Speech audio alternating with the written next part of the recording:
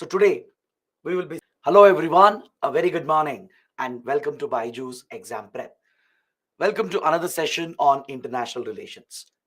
So today we will be starting with module number 4.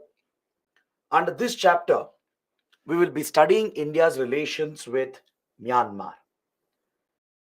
I hope you remember that last week we had started with the eastern neighbors of India and we had covered India's relations with Bangladesh. Now let's take up another important eastern neighbor, that is Myanmar. So today we will learn many important details about Myanmar. Myanmar happens to be one of the most important neighbors for India, and Myanmar is not just any ordinary neighbor. It's a Southeast Asian neighbor because geographically Myanmar is a Southeast Asian country. So Myanmar becomes this connection for India to link and connect with the Southeast Asia region, which is so important for India in its foreign policy. So we share land and maritime boundaries with Myanmar, with this Southeast Asian country. And this could become the gateway for India to promote its Act East policy. Remember, I mentioned in the previous classes as well that we have a policy dedicated towards Southeast Asia and East Asia, known as the Act East policy. The previous version of it was called the Look East policy. So under this policy, India has been prioritizing Southeast Asia region. And since Myanmar is a Southeast Asian country and a neighbor of India, it becomes a gateway or a land bridge that connects India with the Southeast Asia region. So this is where the importance of Myanmar lies for India. It acts as a connection, a gateway, or a land bridge that connects India with the Southeast Asia region. So this is what makes Myanmar very significant for India. So let's start this chapter by first understanding more about its strategic location. I'll be using a couple of maps to explain some important details to highlight the significance of Myanmar. So I would suggest that you please write down these key points. There will be around 4 or 5 points I'll be discussing. So please make a note of all these points because I do expect a mains question to be asked on these lines. UPSC might ask you to explain why Myanmar is significant for India, or how is Myanmar's location vital for Indian interests in the region. So such a location based question might be asked in mains, and you have to present these arguments, present these 4 to 5 points and explain them in detail to highlight why Myanmar is so important for India. All right, so let's start this discussion by looking at these two maps that I have shared over here. Now the first point that you can add over here is that Myanmar is a Southeast Asian country. This itself is a very important fact for India.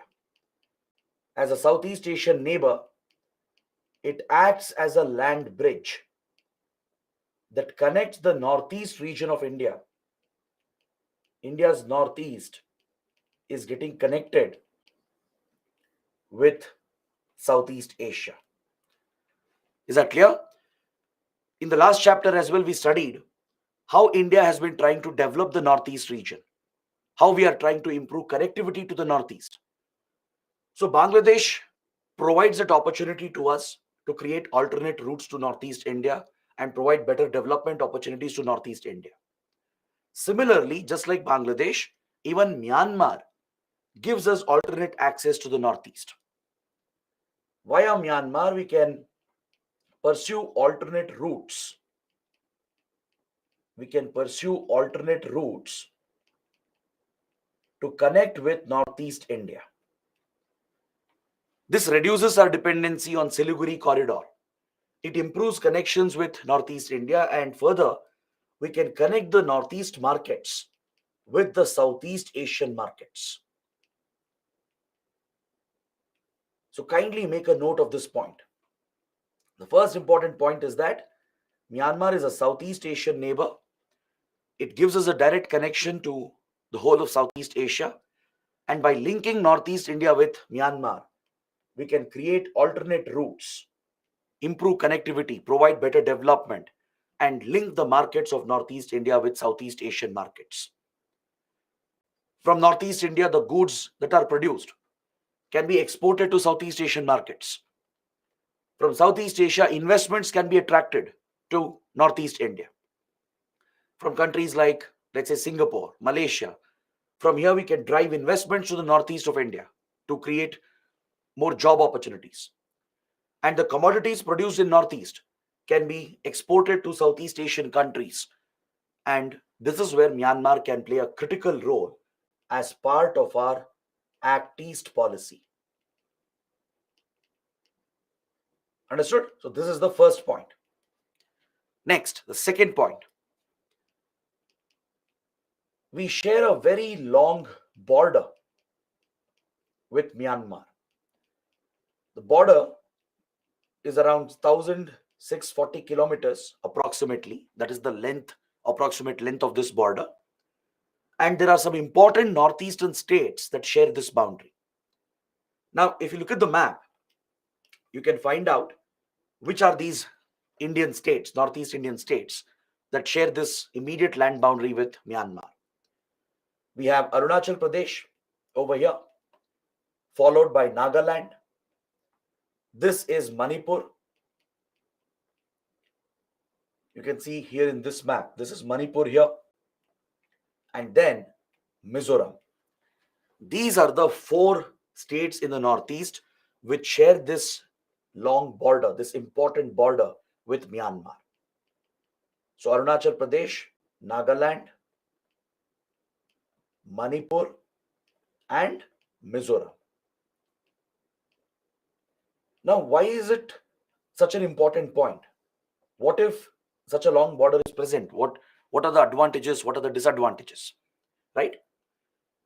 This border that you see here, it's a very complicated border. The terrain, the geography is very complex, just like India-Bangladesh border or just like the India-Nepal border. You have hilly mountainous areas. You have some very remote locations here along the border which don't have good connectivity or good infrastructure. And also the region is densely forested. So as a result, the terrain is very complex and there are many natural gaps in the border, which makes it a highly porous border. Understood? So this long boundary that India shares with Myanmar is actually a complicated boundary. The terrain, the geography itself is complex that creates these natural gaps, which makes it difficult to secure the border. So as a result, it's a highly porous border and there are many threats that are present for India. So from a national security point of view, with regard to our border security and even internal security, there are many challenges, many direct threats that emanate from here. For example, organized crime is very, very rampant along this border. All types of organized crime is seen to be prevalent in this region. And the reason why organized crime thrives along the Myanmar border is because this region here, it's part of the Golden Triangle. This is the Golden Triangle region. The Golden Triangle refers to the junction of 3 countries in Southeast Asia. That is Myanmar, Thailand, and Laos. The junction of these 3 countries is referred to as the Golden Triangle. So where Myanmar meets with Laos and Thailand, this is referred to as the Golden Triangle. Because this is a reference to the criminal activities that flourish in this region. All sorts of criminal activities can be found here, including drug trafficking, arms trafficking, human trafficking, wildlife trafficking. So all these criminal activities flourish in this region, and of late it has even become a hub of cyber criminal groups. There are several cyber criminal organizations operating out of Myanmar, that too in the forested areas of Myanmar and Thailand. Is that clear? Plus, there are many criminal cartels involved in drug production. They produce a lot of drugs in this region. These drugs are later smuggled and trafficked across the world, and a lot of these drugs enter India as well via the Myanmar border. So there is an easy availability of weapons. There is wildlife and human trafficking as well. Humans are smuggled across the border, and they're often pushed into prostitution, forced labor, and this represents a major threat. Even hunting and poaching in the forests of Northeast India is very rampant, because wildlife products find a big market in this region, in the Golden Triangle, where wildlife commodities are also trafficked and smuggled. Now, these illegal activities, these organized illegal activities, they are directly connected with money laundering,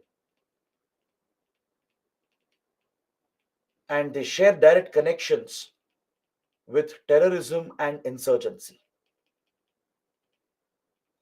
So, this is the real threat faced by India. The presence of such criminal activities destabilizes the border area. These criminal organizations, they operate across the border in India as well. And there are several outfits in Northeast India, especially insurgent outfits, which move across the border and get involved in these criminal activities. As you know, the Northeast region has been very badly affected by insurgency for decades, right from 1950s. Across the Northeast region, we have seen multiple insurgencies, right? Many of these insurgent groups, they find a support base across the border in Myanmar. Is that clear? They get in touch with these criminal organizations, and they source drugs, weapons, and all the support that they need, and they even launder money through these channels. So this creates a support network for these insurgent and terrorist organizations that are targeting India. And not just that, Myanmar has become a safe haven for Northeast insurgents. Various Northeast insurgent outfits, they have found a base in Myanmar. They have found it quite easy to move across the border because it's a porous border. They can infiltrate across, and they operate safely over here, and they even get some support, not from Myanmar's government, but the local ethnic groups. The local ethnic groups, they share connections with the ethnic groups on the Indian side. There are several ethnic tribal communities in the Northeast region which are closely connected with ethnic tribal groups of Myanmar. Even they have their own insurgent movements going on in Myanmar, and they support each other. So Northeast insurgents such as, let's say, Mizo insurgents or the Kuki insurgents in Manipur, even NSCN, the Naga insurgents, Ulfa, and few other outfits, they have easily found a support base across the border. So whenever they have come under pressure from Indian security forces, these insurgents, they infiltrate, cross the border across, and they find a safe haven where they can hide and operate freely from this region. Is that clear? It becomes a terror sanctuary. The connection between ethnic tribes, even though it forms a cultural bond, a historical cultural bond, there is a risk factor for India because many of the tribes, they do have a connection on the other side. Take, for example, Nagas. The Naga ethnic group, it's a very large ethnic clan, and there are many sub-Naga groups within it. So Nagas are not just limited to Nagaland of India. Nagas can be found in Assam as well, in Arunachal Pradesh as well, in Manipur as well. And Nagas are found across the border in Myanmar as well. So Naga insurgent outfits like NSCN,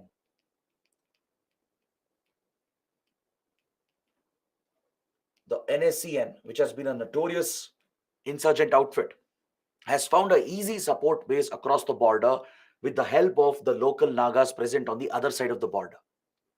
In fact, the goal of NSCN has been to liberate these Naga inhabited areas and unite them to form the Naga limb, or the so-called Greater Naga land. This has been the stated goal of NSCN from many, many years. It wants to break away all the Naga inhabited areas in India, from Arunachal Pradesh to Nagaland to Assam to Manipur, and as well as the Naga inhabited areas in Myanmar, and bring all these areas together to form the so-called Naga limb, or the Greater Naga land. Even other groups such as Kukis,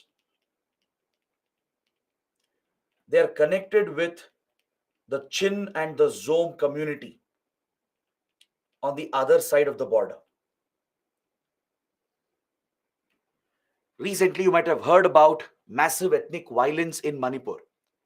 Right? In Manipur, there has been ethnic violence that has broken out again between the majority Meiteis and the minority Kukis. Kukis are designated as a hill tribe in India. They have the scheduled tribe status. The Meiteis, who have always been in majority and they have been dominant as well, right? Even they are fighting for the ST status, because getting the ST status gives them a lot of privileges. So this has reopened the ethnic divide in Manipur, and very violent clashes have broken out between Meitei insurgents and Kuki insurgents. Both sides have been targeting each other, and the whole state has been destabilized again with the revival of these armed outfits. Meitei outfits have been very dangerous and deadly in the past. Even Kuki insurgents have been very dangerous for Indian security interests. So these clashes that have broken out in Manipur, it has a connection with Myanmar. The Kuki insurgents, right, they do get the support of the Chins and the Zo community on the other side of the border. Even the Mizos are connected to the Chin community.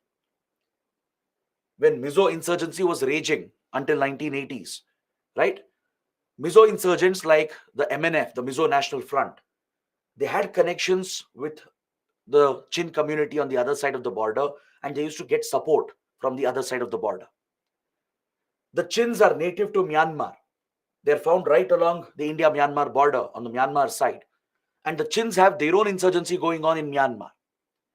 So since all these groups are involved in armed movements, insurgent movements, they support each other, provide shelter to each other, and they even get in touch with these criminal cartels where they can easily procure drugs, weapons, and get involved in other criminal activities. So this is one way of raising finances for their acts of terrorism and insurgency as well. Some of the Northeast insurgents, they not only find a shelter here, but they also smuggle drugs, right? The drugs are used for pushing the youth to addiction, which makes it easier for them to indoctrinate the youth and brainwash them so they can radicalize them and make them join these insurgent outfits.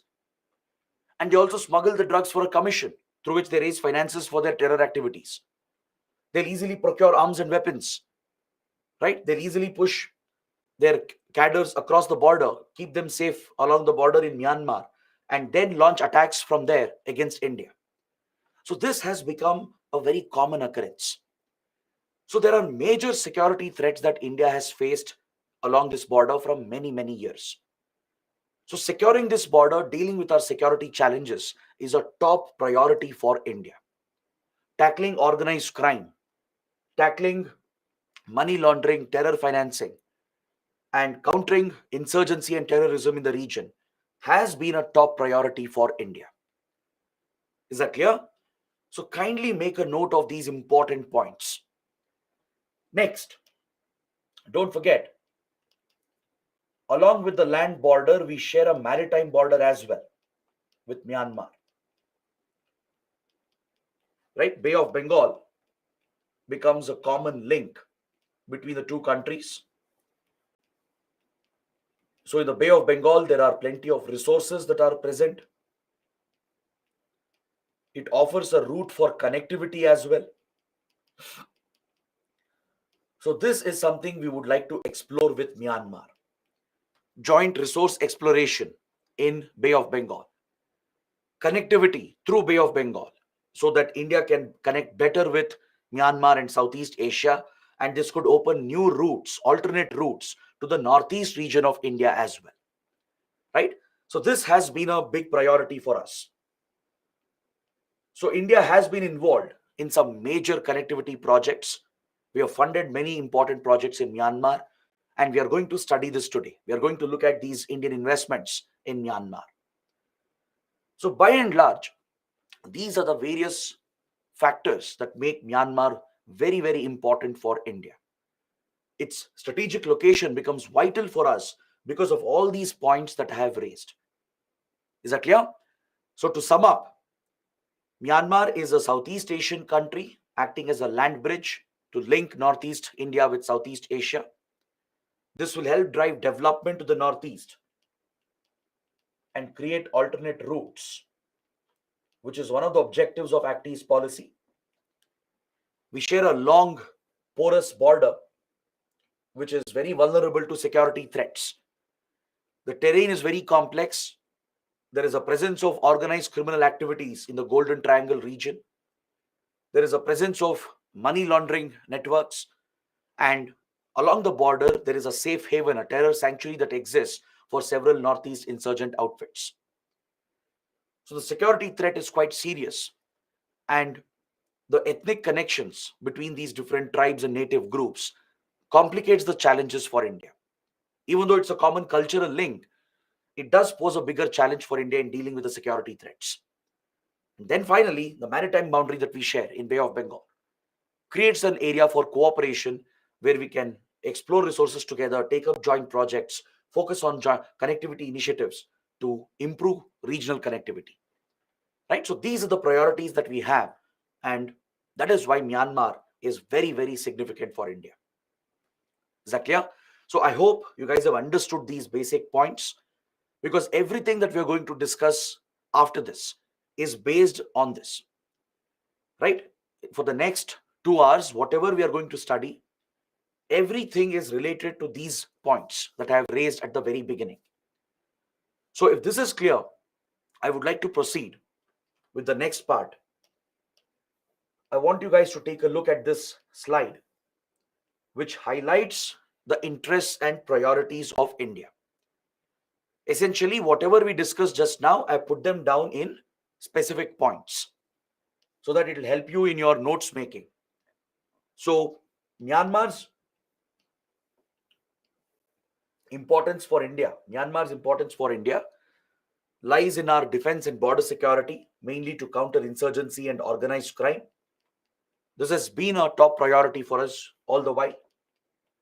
And next, with regard to development of Northeast India, where it is a land bridge to connect with Southeast Asia and provides opportunities for greater connectivity. Understood? Now, there is another important angle to these security challenges that we are facing in Myanmar. There are hostile countries which have used Myanmar as a base to extend support to Northeast insurgents. Now, remember in the last class, that is when we were studying Bangladesh, I had explained how Northeast insurgents found a safe haven in Bangladesh as well. Correct? Various Northeast insurgent groups, they have found a support base in Bangladesh previously under hostile Bangladeshi governments. That is when Bangladesh was under military rule, and when it was ruled by the BNP, the Bangladesh Nationalist Party, which was pro-Pakistan. These hostile Bangladeshi governments had given support to Northeast insurgents from 1970s till early 2000. During those 30-40 years, Northeast insurgents got a lot of support in Bangladesh as well. Apart from Bangladesh, even Pakistan has played a role.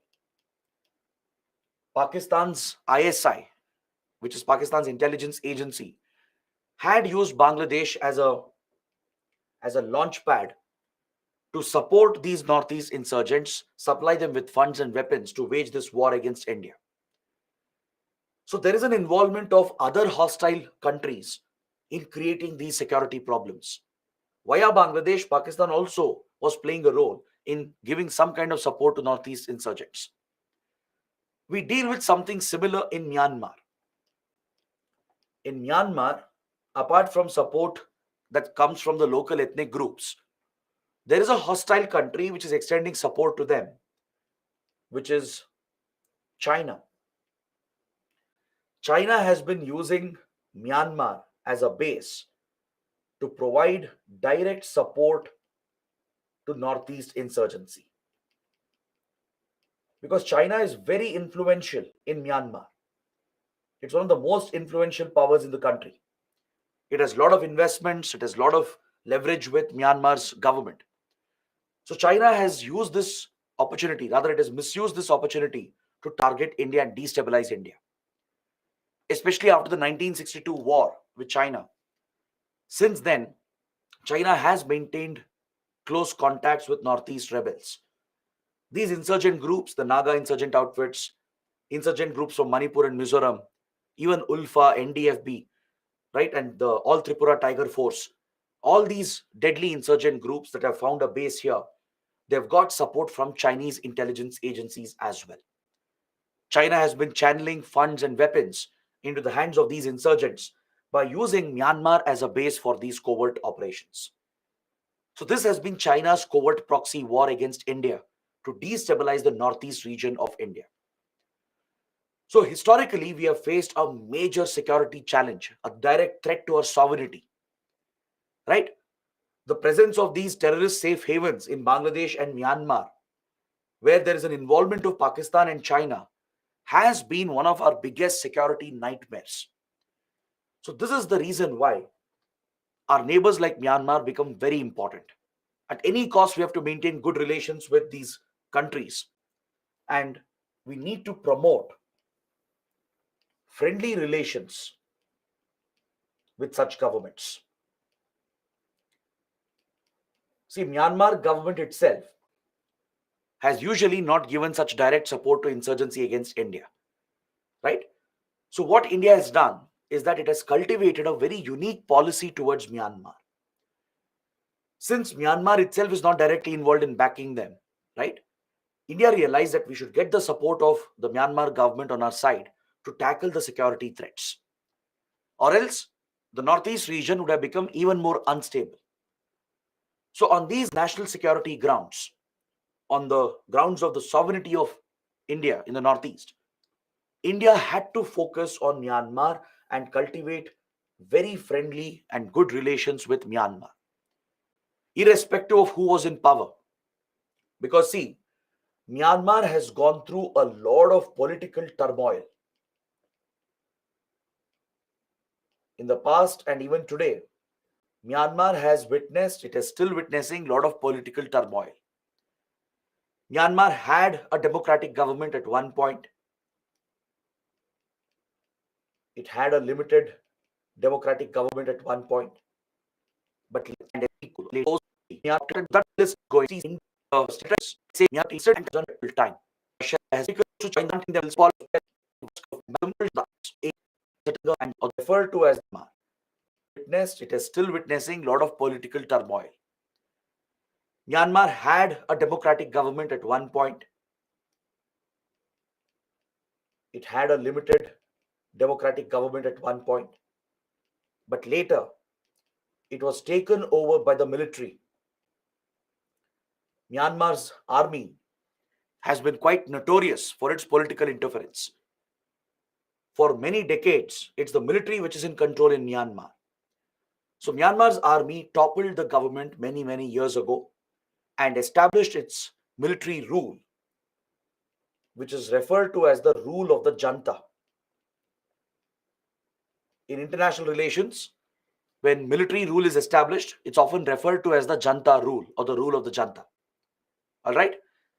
Wherever military dictatorships come up through military coups, where elected governments, democratic governments are thrown out and the military captures power for itself, right? In such cases, it's referred to as the junta rule or the rule of the junta. So despite Myanmar being an authoritarian dictatorial state where there are no fundamental rights, where human rights have been crushed and violated. Despite all these violations that have happened, India has still cultivated a very close, friendly relationship with Myanmar's government. We haven't really bothered who is in power in Myanmar, be it a democratic government, be it the military rule. We have cultivated very good relations with either of them because India has major national interests to protect. Now, let's say India gets idealistic on the lines of human rights, democratic rights. If we try to criticize Myanmar's military for all the violations it commits, then we are going to alienate the military, which is going to get closer to China. And even Myanmar's military might start backing the Northeast insurgents. That would be an absolute nightmare for India, right? So, this is where India has adopted a very realistic policy towards Myanmar. Remember, in the first class, we studied about two schools of thought in international relations: the idealist school of thought and the realist school of thought. The idealist school of thought believes you should focus more on ideals, principles, values, and ethics, right? So, that approach is good sometimes. It upholds your core beliefs, your core principles. But sometimes in geopolitics, you can't be idealistic. Sometimes you have to keep aside your idealism. You have to ignore your ethics, values, principles, and focus on realism. Focus on realistic foreign policy goals by following a pragmatic foreign policy. That is exactly what India has done in Myanmar. We have looked away from the internal problems of Myanmar. Right? Internally, there are many problems in Myanmar, not just the political problem. There are many insurgencies going on. Myanmar's army has almost committed a genocide against a minority group. It has triggered a massive refugee crisis. So, in the last 60, 70 years, Myanmar has committed some brutal violations. It has been sidelined by the entire world. It's under sanctions from many countries. But India has ignored all of this. We have kept all of this aside and we have built very close strategic ties with Myanmar. We have built very close strategic relations with Myanmar. And this is the realist policy of India. Such a policy can be referred to as realpolitik. Realpolitik is a term in geopolitics which was popularized by Henry Kissinger, the then National Security Advisor of the United States. Later, he became the Secretary of State as well. Realpolitik refers to the pursuit of realist interest, the pursuit of pragmatic interests, right, where you prioritize your national interests over ideals, principles, and values. I know it sounds cold-hearted sometimes. If you're ignoring ethics principles, if you're ignoring human right abuses, right, and if you're giving them funds and weapons as well, right, it does sound wrong, morally wrong, ethically wrong. But sometimes there's nothing you can do about it, right? Internally, India can't interfere. We can't really make changes inside of Myanmar. If we were to interfere, let's say we were to criticize Myanmar's military, let's say we were to join the Western countries in imposing sanctions, that strategy will only backfire because Myanmar's military will turn against India. Myanmar's military is already very close to China. So they'll collude with China to give even more support to the insurgent outfits. That will destabilize our northeast region, affect our security interests. So instead of that, wouldn't it be better to not interfere inside Myanmar, allow them to do what they want, right? And instead build practical relations with whoever is in power and build a strategic relationship so that at least your security interests can be protected. And that is exactly what India has done because India didn't have another choice, right? You see that happening in the case of Russia-Ukraine conflict as well. We know for a fact that Russia has done wrong things. It was Russia which violated international law by invading Ukraine, right? But we have such major interests with Russia and a historical partnership and friendship where Russia has always backed India. So keeping those interests in mind, we have ignored the violations in Ukraine and still backed Russia every single time. We have not followed Western sanctions against Russia. We have never voted against Russia even once in the last 1.5 years. Many resolutions have been brought up at the UN criticizing Russia, but India has not voted. We have abstained from all those votes. So that is again a realistic policy of India in order to maintain the strategic relations with Russia. And we have balanced that with very pragmatic ties with Western countries as well. Right? You see something similar with Myanmar. With Myanmar as well, India has been very realistic from 1950s, 1960s itself. It's not a new policy. It's not that this happened in the last few years. This has been our consistent approach since the 1960s. Despite all the internal problems and political turmoil and the human right violations, violation of democratic rights, etc., India has built very good strategic relations with the government of Myanmar, especially Myanmar's army. We have made very big investments, supplied weapons to them as well. We have conducted joint exercises, joint military trainings, right? And we have managed to counter the Chinese influence in order to protect our national interests, in order to safeguard our borders and safeguard the Northeast region. This had been a necessity for India because Northeast insurgency had broken out as early as 1950s. The Naga insurgency had started as soon as India became independent, right? Then insurgency broke out in Manipur and Mizoram in the 1960s. Then in 1970s, insurgencies broke out in Assam, in Tripura. Many of these insurgents had a support base in Myanmar where they had contacts with Chinese intelligence. We knew that China was supplying funds and weapons to them. So it was a dire circumstance for India. India was pushed to the corner. So to uphold our sovereignty, to protect the Northeast region and counter insurgency and all the security threats, we had to build close relations with Myanmar. Is that clear? So we will study the political history of Myanmar. I'll take you through the major political history of Myanmar. We have to understand the current situation as well. So this explanation will help you understand our approach towards Myanmar. India has followed a very realistic approach. We have followed a policy of realpolitik, where we have been realistic and pragmatic in our approach, and we have kept aside idealism. We have ignored all the internal violations, and despite all the violations the military has committed, we have built very, very close ties with the military junta in Myanmar. After China, if you ask me which country is the most influential in Myanmar, it is India.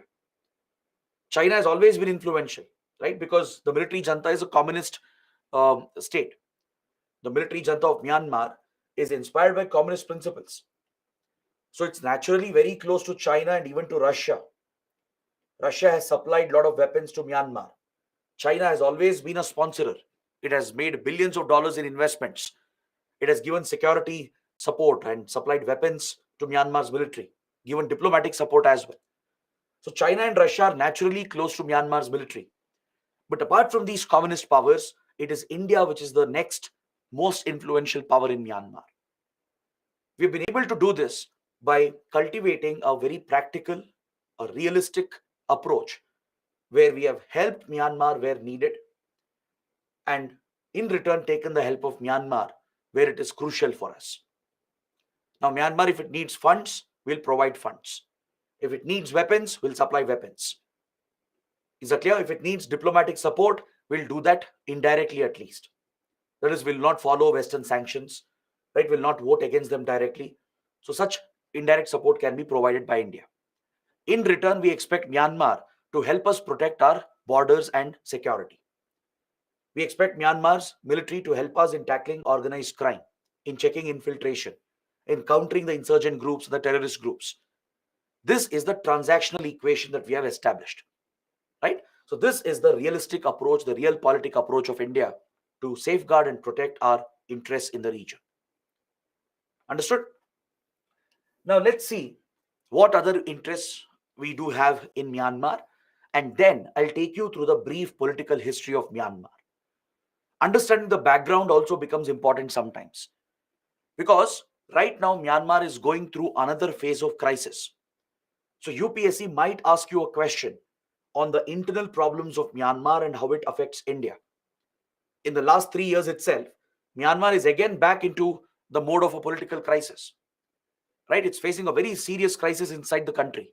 And this has a bearing on India. It has an impact on India. So UPSC might ask a question on the internal situation of Myanmar, and without the background, you can never write a good answer to it. So let's study the brief political history of Myanmar and how it impacts India. But before that, let us see what other interests and priorities we have with this country. So apart from the long land and maritime boundaries, we have established that Myanmar is strategically vital for India, both for internal and external reasons. Correct? Primarily for security and strategic reasons.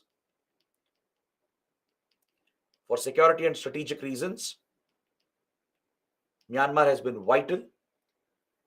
Our primary objective has been to ensure political stability in Myanmar. Because as I told you, the country has seen long periods of military rule. It has been affected by ethnic violence, insurgencies, large-scale communal riots, right? So as a result, Myanmar has gone through a lot of political and social turmoil. And any turmoil in our neighborhood is not good for India.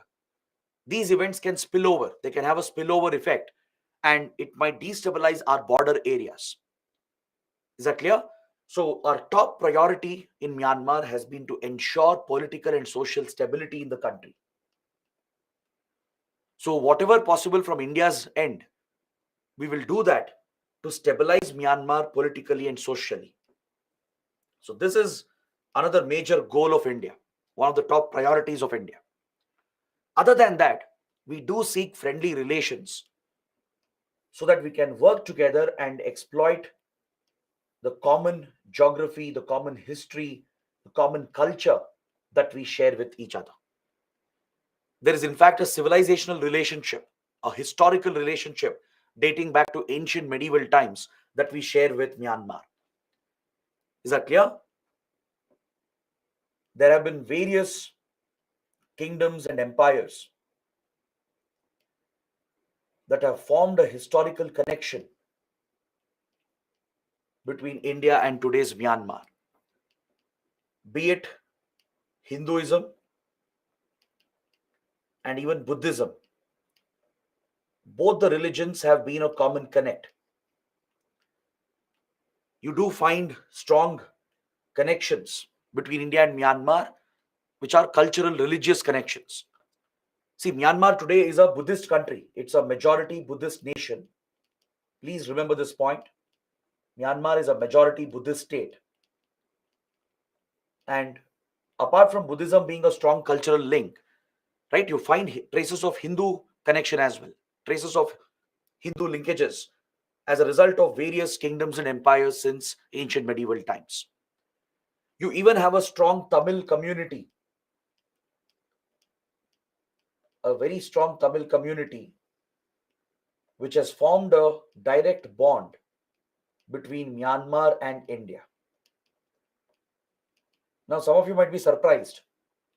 How come Tamilians are found here, so far away from southern India, right? And that's an interesting part of history. Since many decades and a couple of centuries, Tamil traders, Tamil businessmen, right? They largely moved out from southern India, usually through the Bay of Bengal route, and they established trading linkages with Southeast Asia from Singapore to Malaysia to Thailand to all the way till Myanmar. Even during the British rule, the Tamil traders were encouraged, they would settle down in Myanmar as well, right, along the today's border of India, Myanmar. And many of them have remained over there for generations together. And this is not just a modern link in the colonial period. Even historically, there have been Tamil empires and kingdoms which were trading with these parts of the world. For example, the Cholas, the Pallavas, right? These were maritime powers. They had major naval forces through which they dominated Southeast Asia historically.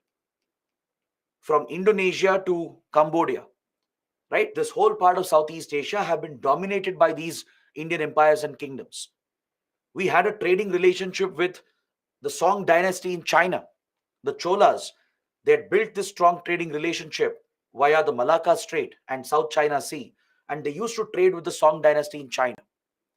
That is why you find a strong Hindu, Buddhist, and Islamic connection that binds India and Southeast Asia even today.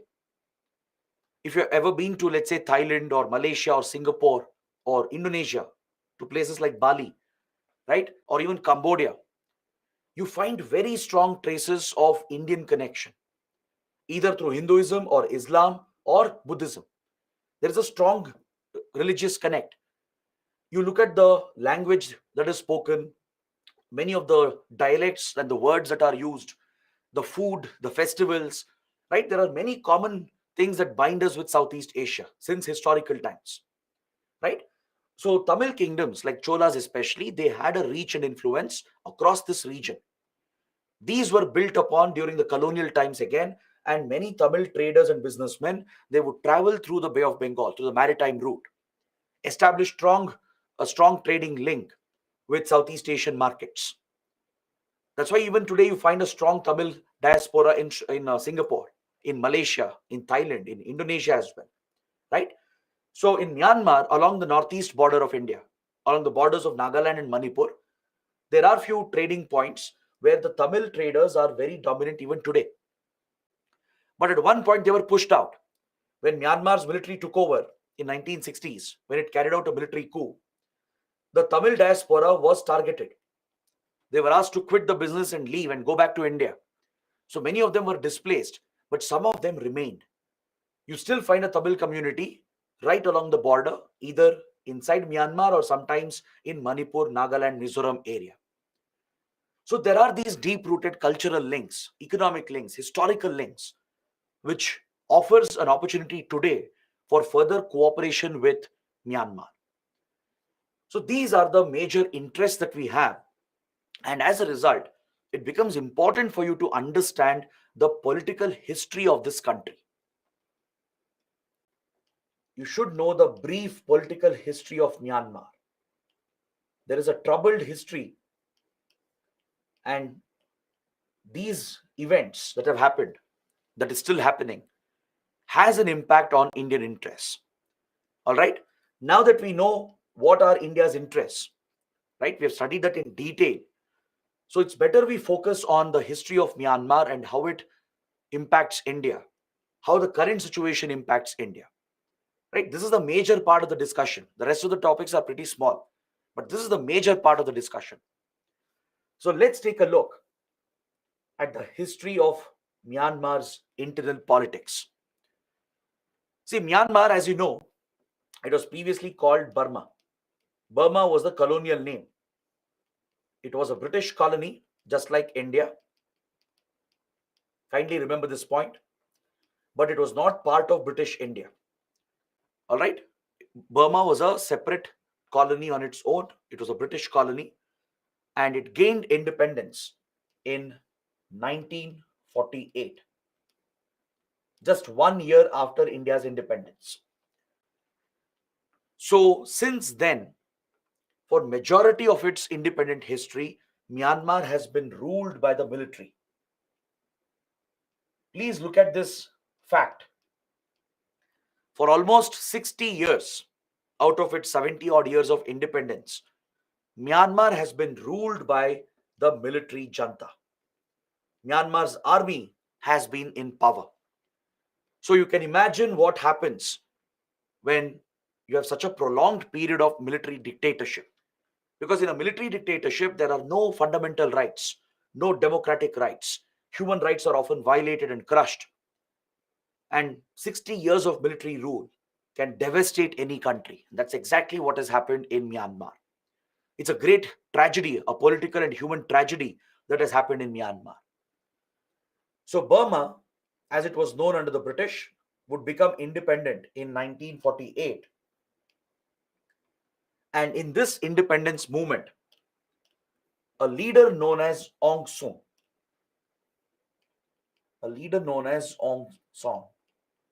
played a very, very important role in the independence movement of the country.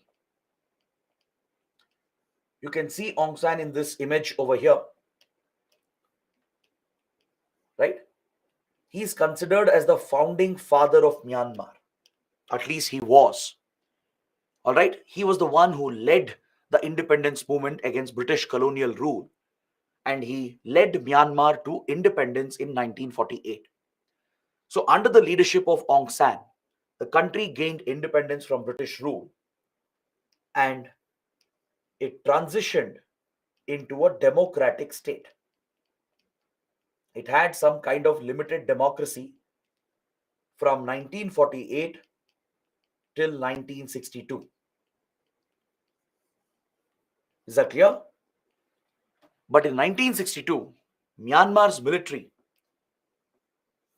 which had kept its eyes on the power structure of the government, right? It also blamed the government for all the problems that was plaguing the country. In these 14 years, from 1948 to 1962, Myanmar was struggling internally. Its economy was not growing. There were a lot of social and ethnic challenges. There are many different ethnic groups, just like the northeast of India. It's a multi-diverse ethnic society. So many ethnic tribes had rebelled against the Myanmar government. They had taken up insurgency. So a lot of violence and destabilization had happened, and economic growth had been compromised. And apparently, the government also was seen as a very corrupt government. Using these excuses, the military toppled the government and carried out a military coup in the year 1962. Myanmar's army was just waiting for an excuse to take over the political structures. It would blame the government for all the problems of the country, the social problems, the security problems, the economic challenges, right? They were all blamed on the government. It was alleged that the government was a corrupt government, and the military took over by throwing this government out. It was a military coup. I hope everyone understands what is a military coup. Military coup occurs when the military throws out the legitimate government of a country. When the legitimate recognized government of the country, which is usually elected government, if such a government is thrown out, right, the recognized government, if all countries, including UN, if they have recognized a government of a particular country, right, it might be democratic or it may not be democratic. If the legitimate government is thrown out by the military and the military takes over and captures power, that is called a military coup. All right. And the rule of the military is referred to as the Janta rule, the rule of the Janta. So in 1962, the country came under military rule and it continued to remain under military rule all the way until 2010. From 1962 to 2010, Myanmar was ruled by the military, entirely by the military. During this period of 50 years, almost 50 years, large-scale human rights violations happened in the country. Many minority groups were targeted. Democratic protesters were targeted. So there has been large-scale violations throughout this period by the military.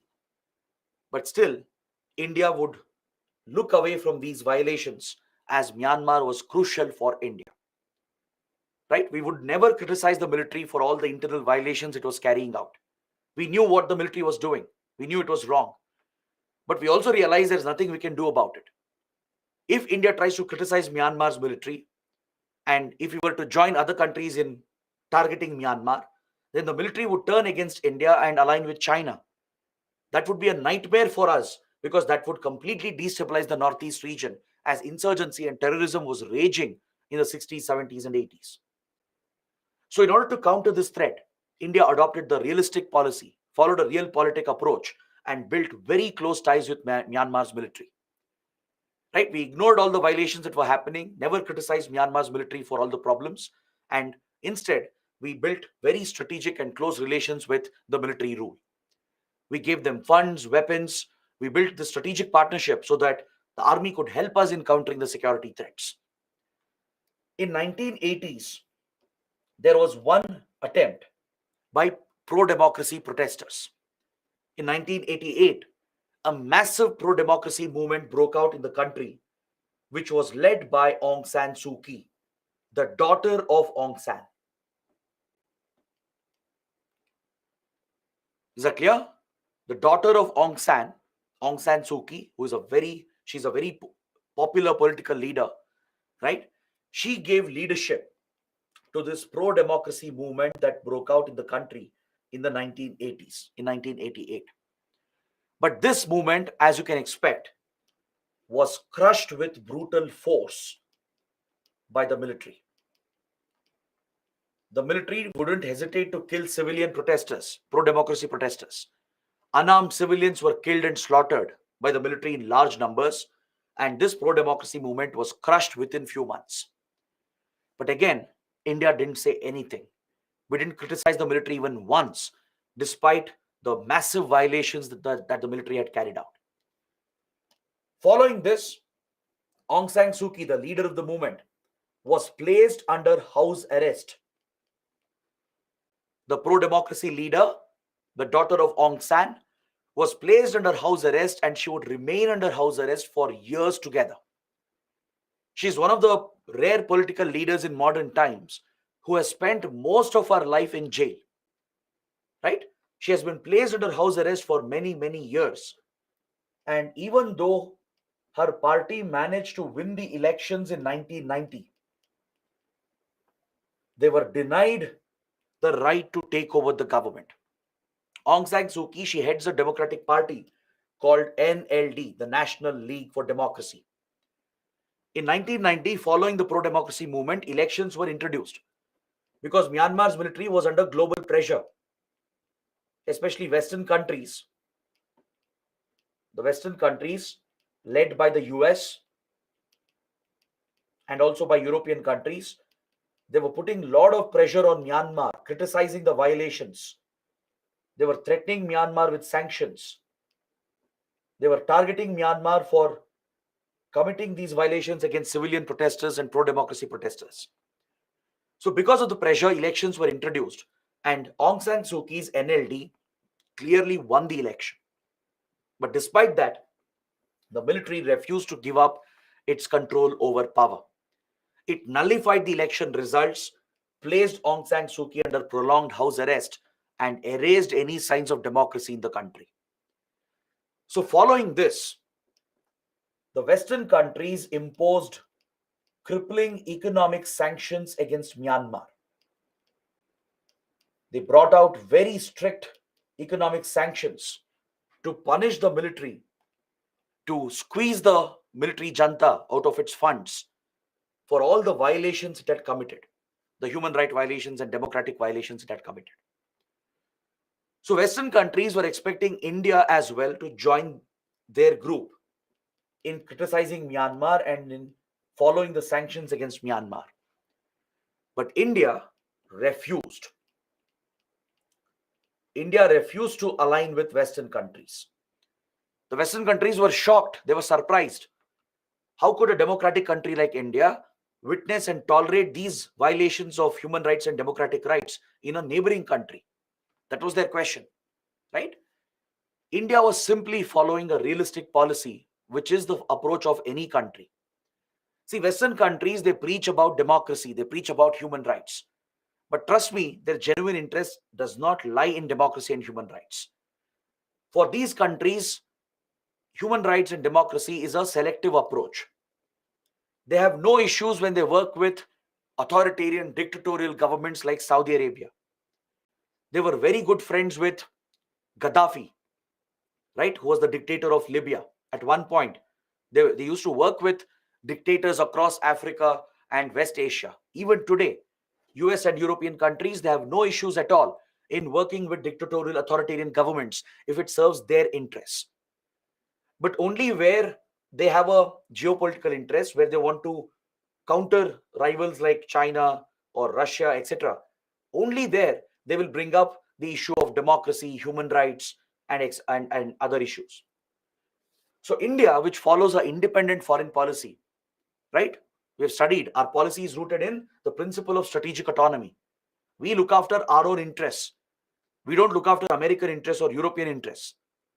Indian interests dictated that we needed Myanmar's military to tackle Northeast insurgency. We needed the help of Myanmar to counter the Chinese influence and China's role in destabilizing Northeast India. That was our top priority, right? So we ignored the Western pressure. We ignored US and European countries and whatever they were saying. They were criticizing India, putting pressure on India. But we stood up against Western pressure and ignored all of this and continued our friendly approach with Myanmar. India bypassed these economic sanctions. We have never followed sanctions against Myanmar. Is that clear? Willingly, we have not followed the sanctions against Myanmar. We ignored all the sanctions and continued the close relations. So this situation continued for many more years. Throughout 1990s and early 2000, Aung San Suu Kyi would remain under house arrest. That is why she was awarded the Nobel Peace Prize. She was recognized by the Nobel Committee for her efforts to bring democracy in Myanmar, and she was awarded the Nobel Peace Prize. Right? Myanmar's military continued its hold over power. It continued some of the violations as well. But India ignored the Western pressure. We bypassed the Western economic sanctions and became one of the biggest investors in the country after China. After China, India remains one of the biggest investors. We took up many projects. We built closer economic ties. We supplied weapons, as I told you, and we would even conduct joint exercises and joint operations with the military. So that is the unique approach and the special relationship that India has cultivated. But then in 2007, some of the radical Buddhists,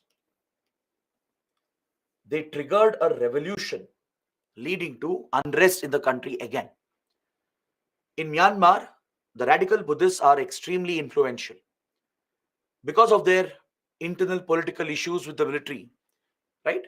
There was a revolution that broke out, a violent protest movement that was led by the radical Buddhists that led to the weakening of the political structure in Myanmar. So following these internal challenges, Myanmar tried to open up. It tried to open up. It also wanted to please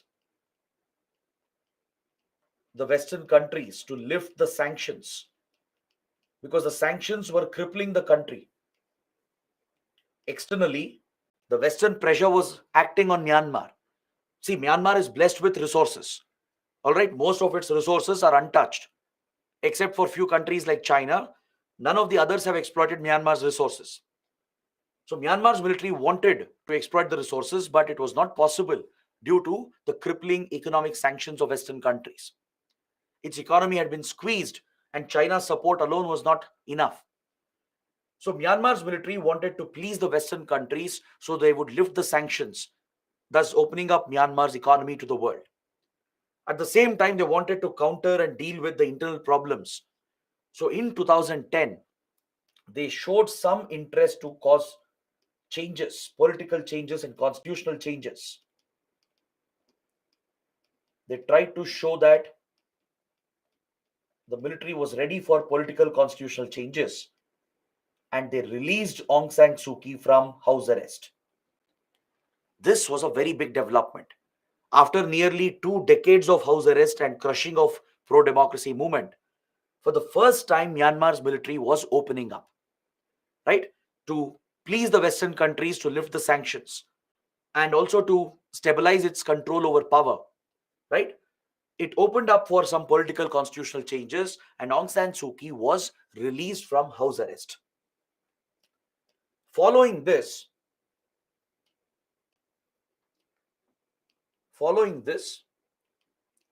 a new constitution was adopted in 2010 to pave the way for a partial democracy. A partial democracy was introduced in the country. Is that clear? I'm saying it was a partial democracy because the elections that were held following this change and the government which was formed, it was still dominated by the military itself.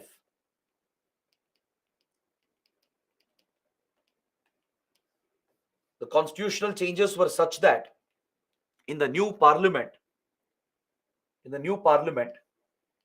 Majority of the seats were reserved for military members. Is that clear? Even though Myanmar said it was transitioning to a constitutional democracy, the reality was that it was a nominal civilian government. Only for the sake of it, it was a civilian government.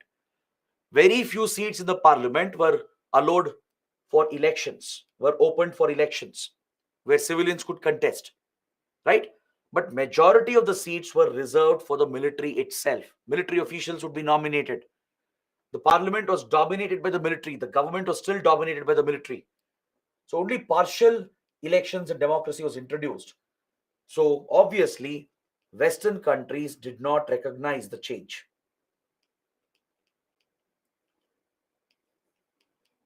Western countries, they did not recognize the transition, and they continued the economic sanctions.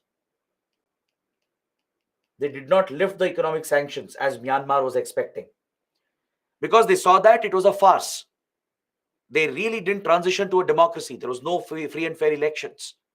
Majority of the seats were reserved for the military itself, for nominated military officials. Government itself was still dominated by the military, and only few seats had been thrown open for elections. This was a namesake democracy like Pakistan. Even Pakistan has a civilian government, elected civilian government. Pakistan is a democracy on the face of it, right? But everyone knows the civilian government is useless. It's powerless. The true power in Pakistan is controlled by the Pakistani military, the army, and the ISI, right? So something similar happened here in Myanmar in 2010. So even though elections happened in 2011 and a new government was formed that lasted until 2015, it lasted for 5 years. This was only a nominal and a partial democracy.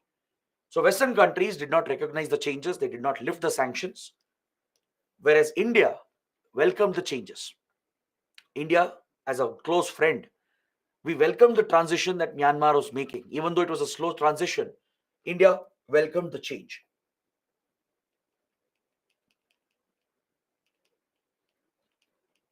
India appreciated Myanmar's military. We supported the transition and welcomed the partial transition as well.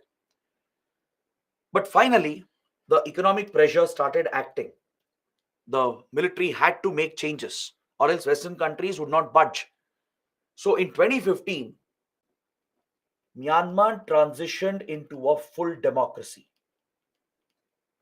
For the first time in 60 years, Myanmar was returning back to a democracy, and the military stepped aside. The military stepped aside, at least officially, it stepped aside. A new constitution was brought out, constitutional changes were carried out, and fresh elections were announced in the country.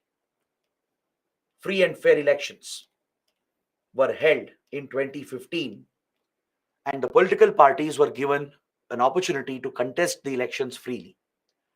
So by now, Aung San Suu Kyi was out of house arrest. In 2010 itself, she had been released, right? So her party, the NLD, the National League for Democracy, clearly won the elections and formed a democratic government for the next 5 years. From 2015 to 2020, Myanmar finally had an elected government in place, a democratic government in place led by the NLD. But however, the reality was that the military would still control, it would still control the power structures from behind the scenes. Even though elections were allowed to happen on the front and democracy was installed on the face of it, in reality, from behind, the military was still in control, right? But still, it was a big transition for Myanmar. After 60 years, elections were held, a elected government was in place. So as a result, these changes were finally recognized by the West. Western countries recognized the changes and they lifted the sanctions against Myanmar. These sanctions which had been imposed, they were finally lifted and removed. And Western countries started re-establishing ties with Myanmar. So US, European Union, major European powers like UK, Germany, then even other developed countries like Japan, Australia, Canada, right? They all reached out to Myanmar and they started establishing their diplomatic relations because all of them were interested in playing a big role in Myanmar. Their main focus was the resources of Myanmar, which until then was accessible only to China, India, and maybe Russia. These have been the traditional powers in Myanmar. They have had access to resources of Myanmar, but not the Western countries. So all the Western powers, from US to Australia, Japan, Canada, and European powers, they were all rushing to Myanmar to re-establish the relations. They were focusing on accessing Myanmar's resources. And also, Myanmar is a key Indo-Pacific power. It's located in the Indo-Pacific. It opens to the Bay of Bengal, right? Which is a key component of the Indo-Pacific. So the Western approach was driven by their motive to counter China in the Indo-Pacific. Right? Western countries were eager to counter Chinese influence, which was rising, which was threatening Western interests across the Indo-Pacific. Right? So these interests, these economic and geopolitical interests, is what led the Western countries to finally recognize the transition, the democratic transition that happened in 2015.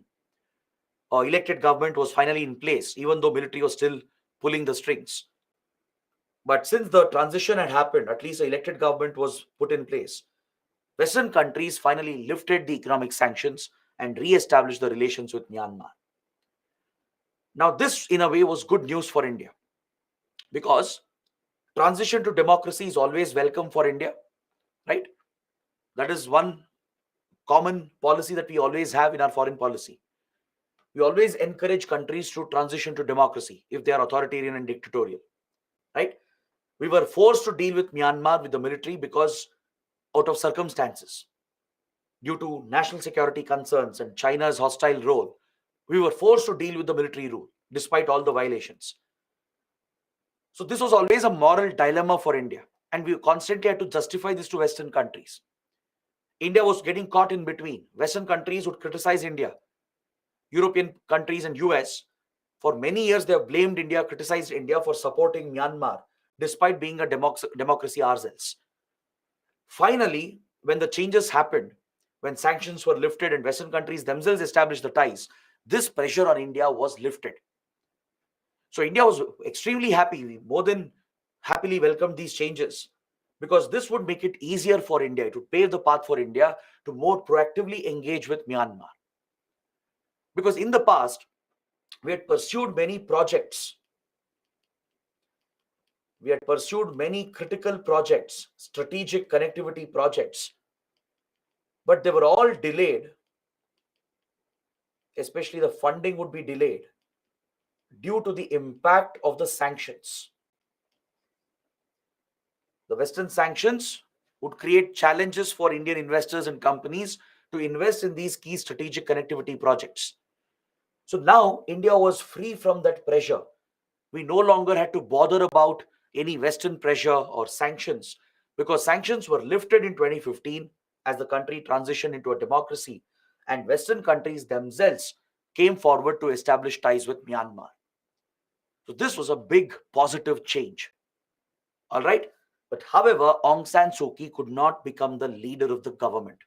She couldn't become the president. Why? Because in the constitution, Myanmar's military deliberately carried out a change before they gave up power.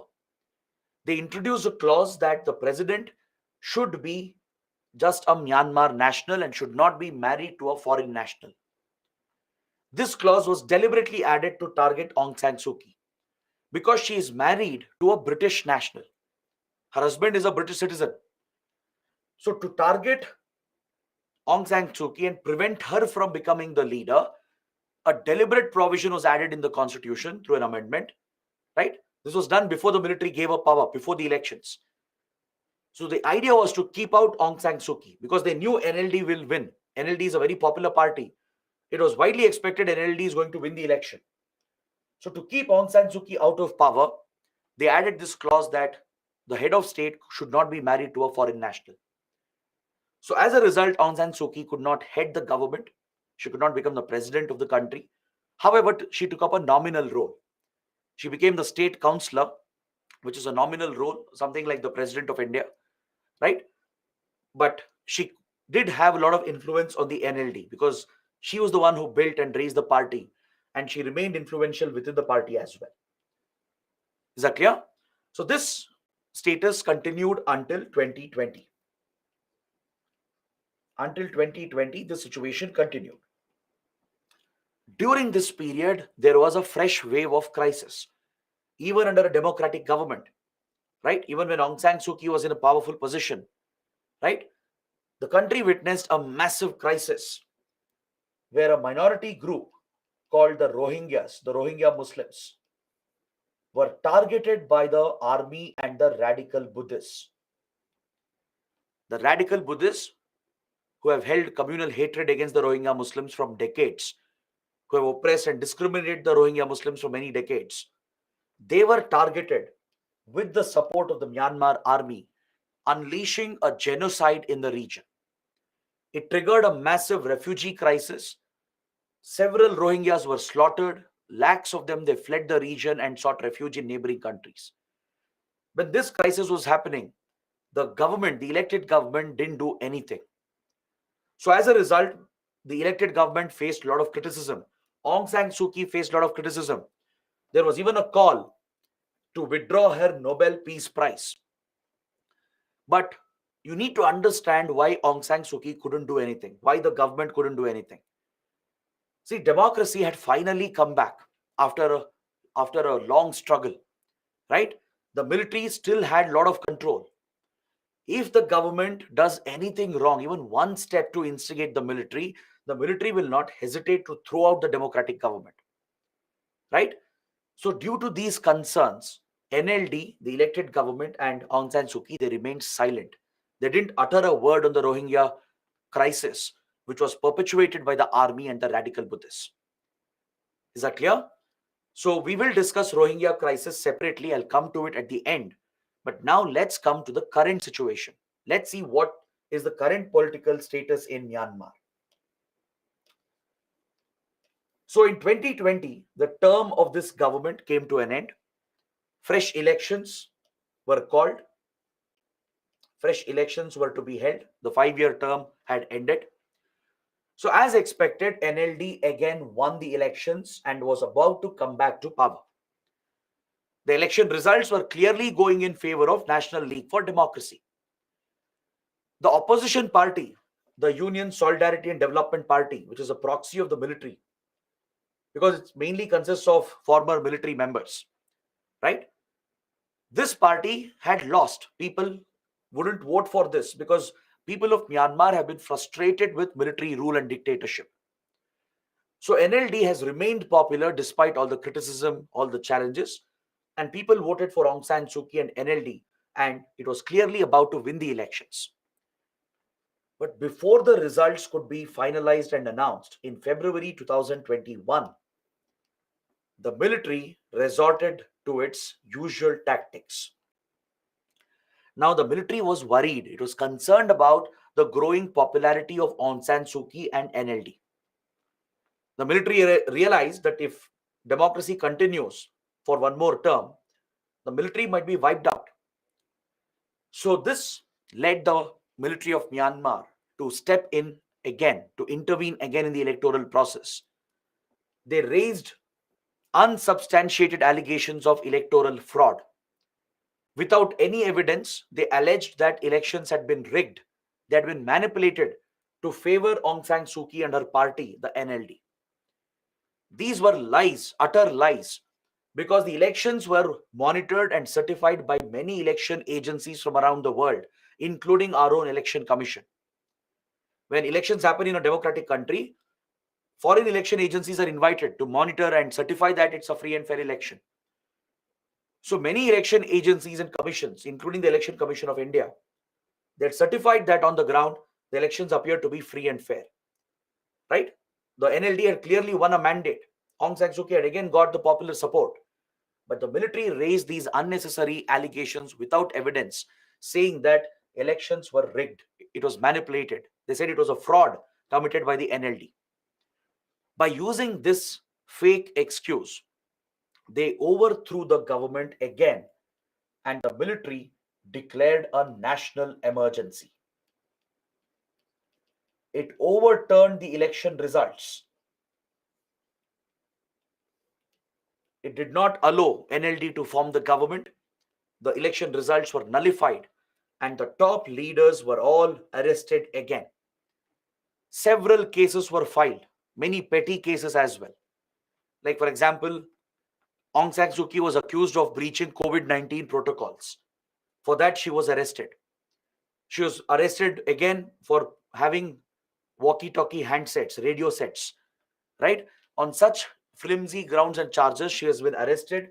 Multiple cases have been filed, including corruption, and many other cases have been filed, leading to her prolonged house arrest again. In the last 3 years, we haven't even seen Aung San Suu Kyi. She has been placed under house arrest, delivered punishments after punishments, and the government was thrown out and military captured power again in 2021.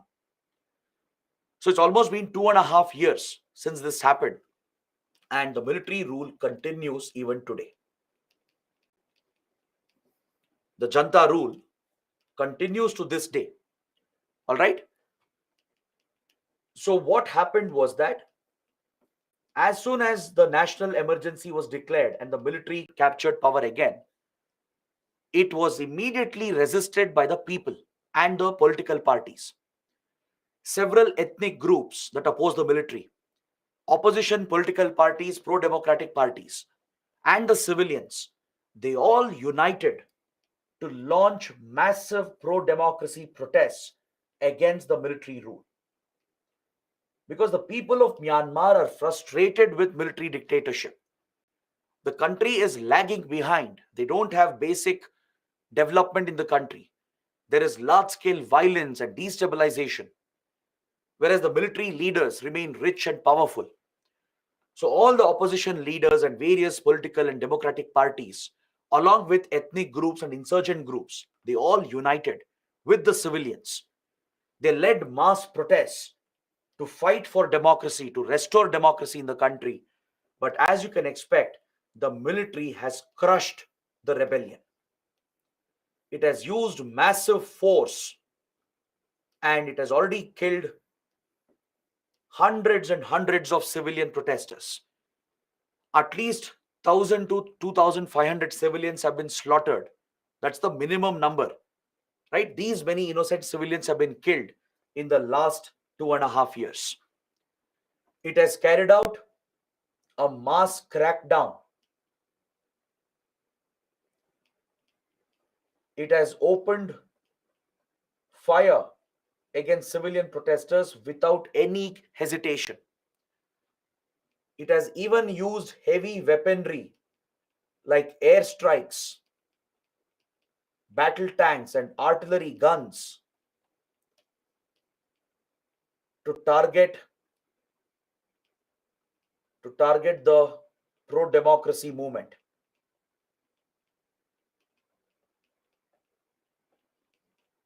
Is that clear? So that is the disastrous situation that Myanmar has gotten into again.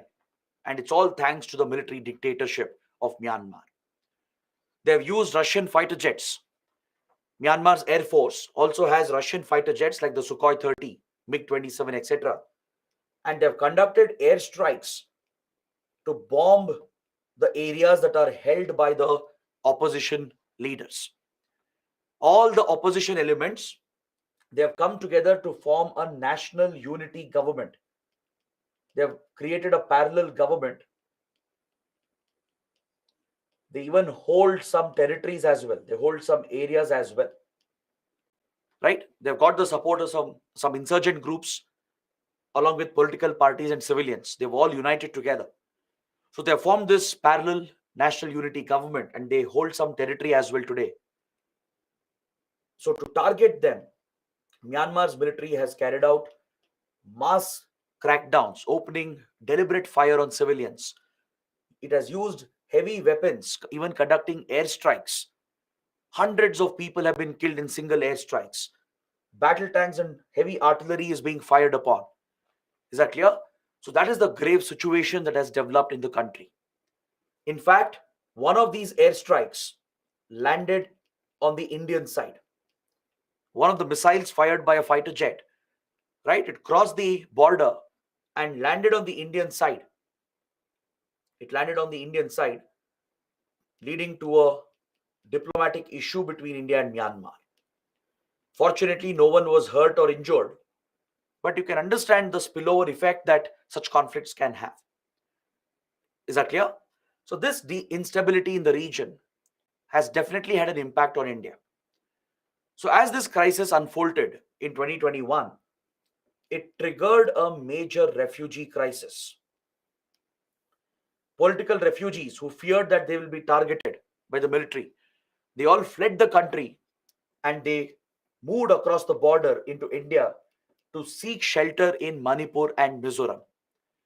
Because this is where they have connections, they have familial support and cultural connections, as Kukis are connected with the Chin and the Zom community. Mizos are connected with the Chin community. So these native groups, along with few political leaders and former government and police officials, they fear being targeted by the military. So they have all moved out of Myanmar and come to India as refugees and sought asylum in India. So many of them are sheltered in Manipur and Mizoram. We don't have accurate numbers on this, but at least a few thousand refugees have come and have been settled in Manipur and Mizoram. The state governments welcomed them because they have a connection with these communities. The tribal groups, they have a connection with these communities and they have been welcomed and settled. But as you know, the Kuki Zone community has been involved in violent clashes with Meitei insurgents. The refugee crisis has a role to play in the current crisis of Manipur. The ethnic violence that you are witnessing from the last 3-4 months, right? It's connected to what has happened in Myanmar.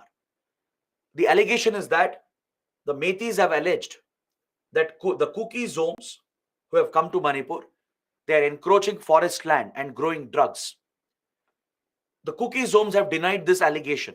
They're saying that the refugees are simply settling down. They've cleared some forests just to settle down because they have no other place to go. So these divides, along with the demand for the tribal status by the Meiteis, triggered massive violence where Meiteis unleashed massive violence against the Kukis. Kukis also have retaliated with counter violence, leading to complete destabilization of Manipur. And there's every possibility of insurgency raging back in Manipur. See, Manipur has suffered from deadly insurgency from 1960s to 1990s. This was the most violent period in Manipur's history. The insurgency was mainly between Meiteis and Nagas, Meiteis and Kukis. It's a result of ethnic violence and ethnic divisions. Meiteis and Nagas have targeted each other. Meiteis and Kukis have targeted each other. But over the years, India had tackled the threat. The insurgency had gone down, right? Due to better counterinsurgency operations, better development, we had managed to subside the insurgent movements. But now the wounds have been reopened. On one hand, there is a ST issue, the scheduled tribe status issue, because Meiteis are demanding ST status, even though they are in majority. Only Kukis and Nagas have the ST status in Manipur because they are in minority, they are hill-dwelling tribes.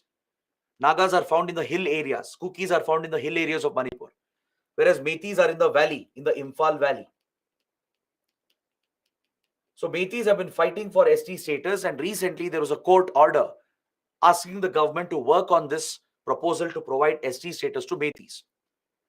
So this triggered protests by the Kukis, who believe that Meiteis should not get ST status as that could affect the rights of the Kukis.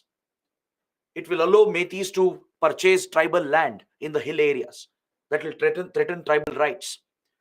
So as Kukis protested, right, Metis were alleging that Kukis and Zone community were working together to breed terrorism and crime, including drug production, drug trafficking in the state. They alleged that the Chin Zone refugees who had come, who were connected to the Kukis, they were deforesting the areas to grow drugs. Based on these allegations, security operations were carried out by the Manipur government, by the Manipur police. So all these events triggered tensions and led to the breakout of violent clashes between the two sides, which has completely destabilized Manipur. So the refugee crisis in Myanmar has had a direct bearing on India. Now we are staring at a possibility where insurgency in Manipur might come back. We might see a complete revival of insurgency because the armed groups of Kuki and Methi community are again becoming notorious and dangerous. It's like we are looking back at the 70s and 80s when Manipur was very, very destabilized, right? So these armed groups, which have again come up, which have grown in strength, and now that the hatred and the divisions have gone up, that could become a root cause for a complete revival of insurgency in Manipur. And if it were to happen, there will be a direct link, a direct connection with what happened in Myanmar. Right? The political crisis, the refugee inflow is connected to the problems, the ethnic problems in Manipur. Is that clear? So, this is what you should understand about the entire political history of Myanmar. So, with this, we complete the majority of this topic. So, now I think we can take a short break.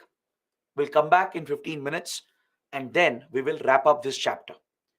We're going to discuss the major initiatives that India has towards Myanmar. I'll be taking you through some important connectivity projects which are very important for your prelims and mains. Right? All these connectivity projects will be very important. We'll understand China's role and China's influence and how India is trying to deal with the Chinese influence. We'll deal with defense border security issues and finally end the discussion by talking about the Rohingya crisis and the cultural relations. So these are the few remaining topics. Let's pick it up after the break. So take a 15 minutes break. It's 7:35. Let's come back at 7:50 a.m. All right. So see you in 15 minutes.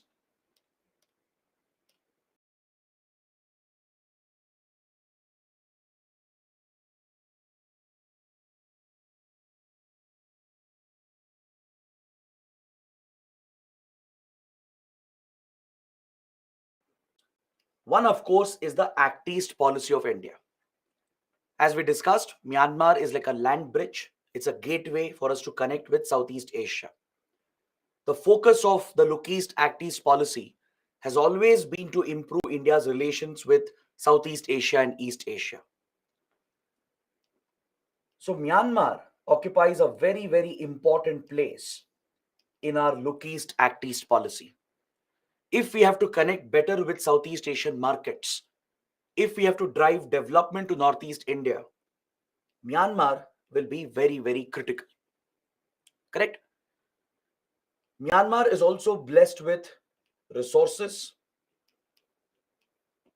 It is also a key member of the ASEAN group, which is a regional grouping of the Southeast Asian countries. So India has been pursuing close ties with Myanmar as part of the Act East policy as well. In fact, when the Look East policy was upgraded to the Act East policy in 2014, India made this announcement when Prime Minister Modi was in Myanmar participating in the ASEAN summit. Now, this was a symbolic gesture by India. When Prime Minister Modi made the announcement that we are upgrading Look East policy to Act East policy, we chose to announce this when the PM was on Myanmar soil. Right? Myanmar was hosting that year's ASEAN and East Asia summit, and the India ASEAN summit was also taking place. So PM Modi, who was participating at the summit, announced the upgradation of Look East to Act East. Now, this signifies that we give lot of priority to Myanmar under the Act East policy, because we are looking at Myanmar as a bridge, as a connection to Southeast Asia. That was a symbolic message being sent out by India when we made the announcement in Myanmar itself. Right? In diplomacy, symbolism holds a lot of value. The symbolic gestures you make, right? The symbolic messages you send out hold a lot of value in diplomacy. Countries look for those signs. So when India announced the upgradation of Look East to Act East, it was when Prime Minister Modi was in Myanmar participating in the ASEAN summit. So the message was very simple, that Myanmar is vital for India. It's crucial for India to link with Southeast Asia, to get closer to ASEAN countries, to connect with Southeast Asia. Myanmar is the link for India. That was the message that India was sending out. Other than that, the neighborhood first policy, which we had studied previously, also will apply for Myanmar. As a neighboring country, Myanmar would also benefit from India's neighborhood first policy. Right? This was again launched by Prime Minister Modi in 2014 when he came to power.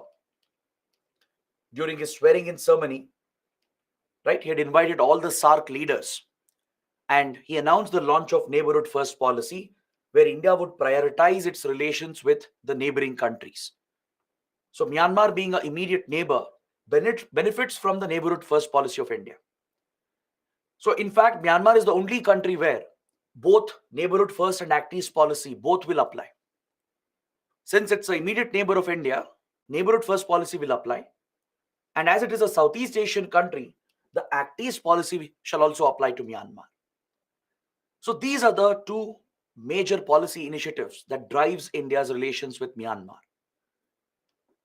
Then we also have the Buddhist Circuit Initiative that promotes cultural diplomacy.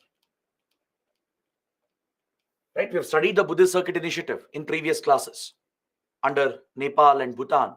I have explained what is the Buddhist Circuit Initiative. We are improving the infrastructure and tourist facilities at all Buddhist pilgrimage sites in India to leverage our Buddhist heritage and to project our Buddhist influence in all the Asian countries where Buddhism is widely popular. Right, from Japan to China, from Sri Lanka to Myanmar. Right, there are many Asian countries where Buddhism is a popular religion, and in some countries it's a majority religion. Right, Myanmar, as we studied earlier, is a Buddhist majority nation. So we want to drive tourism and close people-to-people relations by promoting the Buddhist Circuit Initiative. And Myanmar is a focus country as well under the Buddhist Circuit Initiative. Apart from this, we have greater focus on connectivity. Ever since the Look East policy was launched in 1991 by the then Prime Minister P.V. Narasimha Rao, since then India has prioritized connectivity with Southeast Asia. Because if you look at the map, you'll realize that Southeast Asia is the extended neighborhood of India. Right? These Southeast Asian countries are present right next to our immediate neighborhood. So under the Look East and now under the Act East, one focus has been on connectivity, improving land-based connectivity through roads and highways. We are also considering railway connectivity as well. And we are also focused on improving maritime and air connectivity. So Myanmar becomes a very key country because of its location. And we are continuing this approach under the Act East. So there are some major connectivity projects we are pursuing, and we are going to study that very soon. Right? After this, we'll be talking about the connectivity projects. I'll explain the importance of all these projects. The other focus, the policy focus, is on border security, to deal with organized crime, then to counter insurgency and terrorism. This has been a priority for India, and we need the help and support of Myanmar to tackle these threats.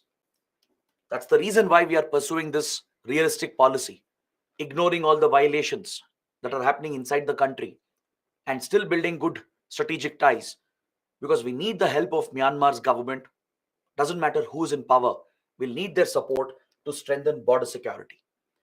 So these are the five priority policies of India which applies to Myanmar.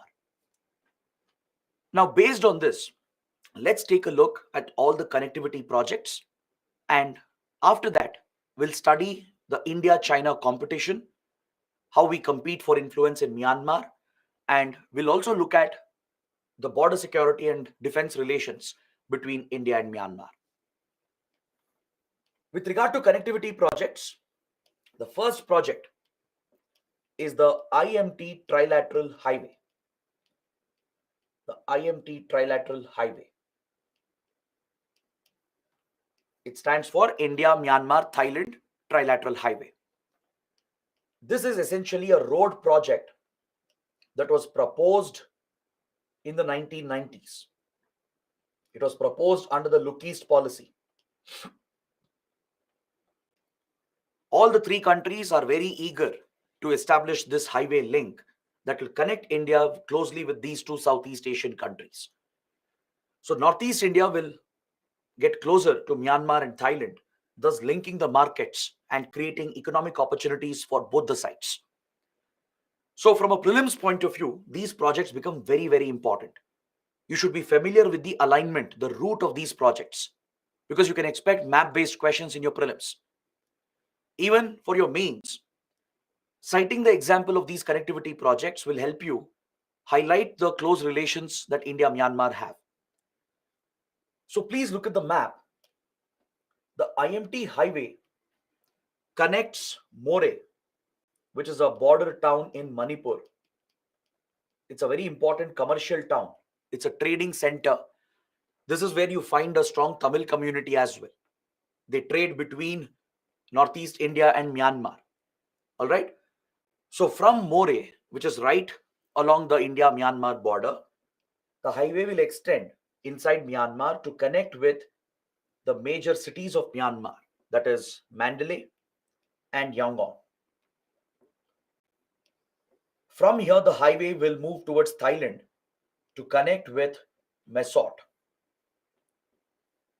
These are the three places, the three important locations being connected with More. The whole focus here is to improve cross-border trade, promote the movement of vehicles, especially trucks. They're also contemplating a motor vehicles agreement to allow the free movement of vehicles between these countries.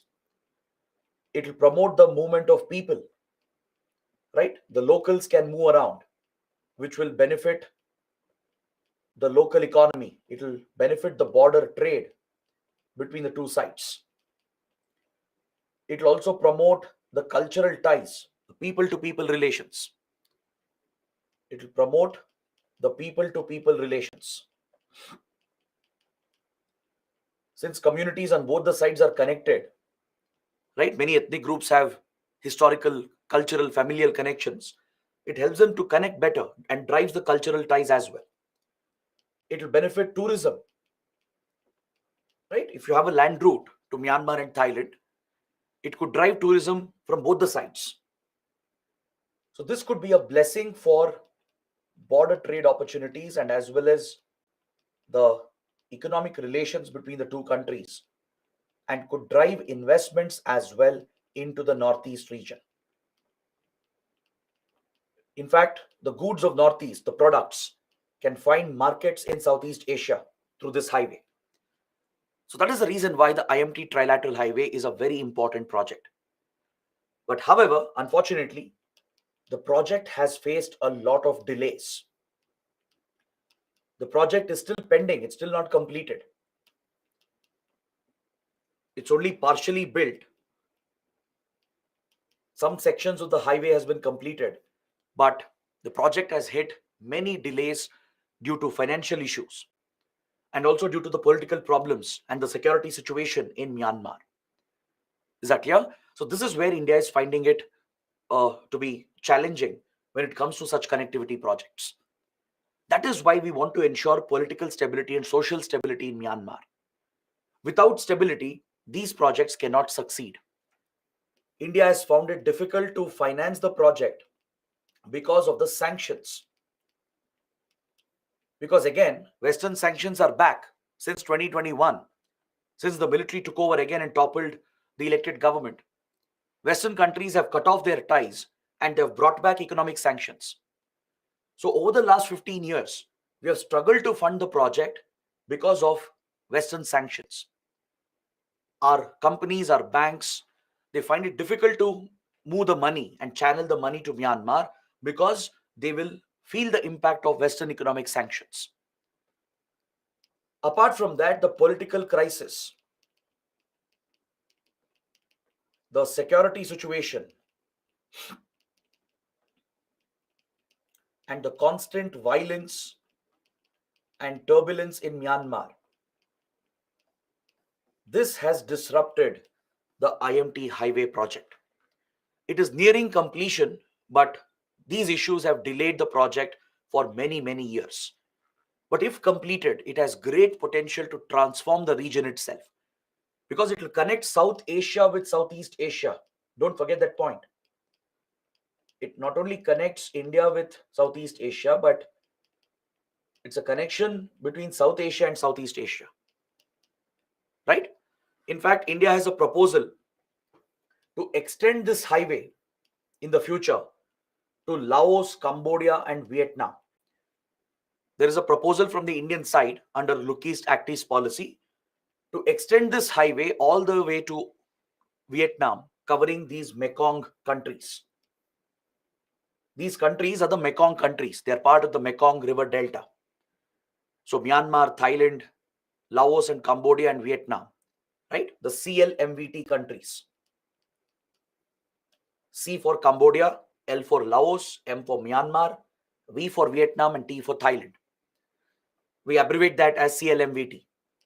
These countries are part of the Mekong region, the Mekong River Delta.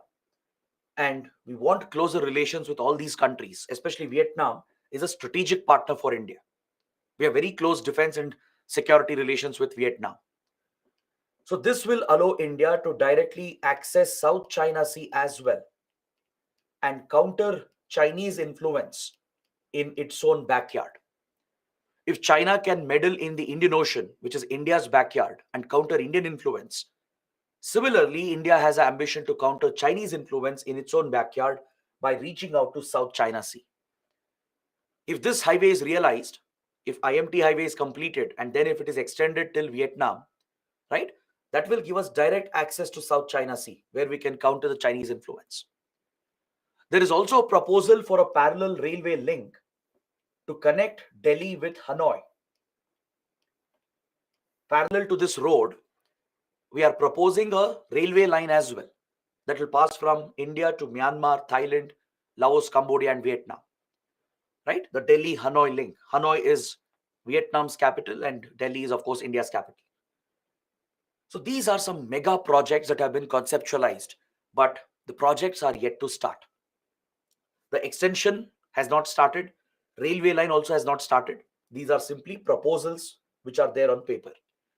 IMT highway project has started, right? It's nearing completion, but it has faced many delays and it is still pending, right? The main problem is in Myanmar. Moving the money, financing the project has become a challenge. Constructing the road has become a challenge. The political and security crisis and the constant violence in the region is derailing these initiatives. Apart from these road and rail projects, we have a maritime link project as well. That is the Kaladan Multimodal Transit Transport Corridor. This is one of the most important regional connectivity projects that India has taken up. The Kaladan project. As the name itself tells you, it's a multimodal transit transport corridor, meaning it involves multiple modes of transportation. It has a maritime link through Bay of Bengal. There is a sea-based link through Bay of Bengal. There is a inland navigation route on Kaladan River in Myanmar. through the Kaladan River, inland navigation route is being created, and there is a highway as well, a road-based connectivity as well. So it's a combination of three different modes of transportation: through the sea, through a river, and then through a road. That's why it's called multimodal transit transport corridor. So this project again was proposed under the Look East policy. It was proposed in the 1990s. All right. The plan is to link the Indian port at Kolkata Haldia to create a direct sea link from Kolkata port to the strategic Sitwe port that you can see here in the map. The Sitwe port of Myanmar is a strategic port. It opens to the Bay of Bengal, and it has been built by India. India has financed the construction of the Sitwe port, and it's operated by an Indian company. Recently, this maritime link was opened. Just a few months ago, the sea route of Kaladan,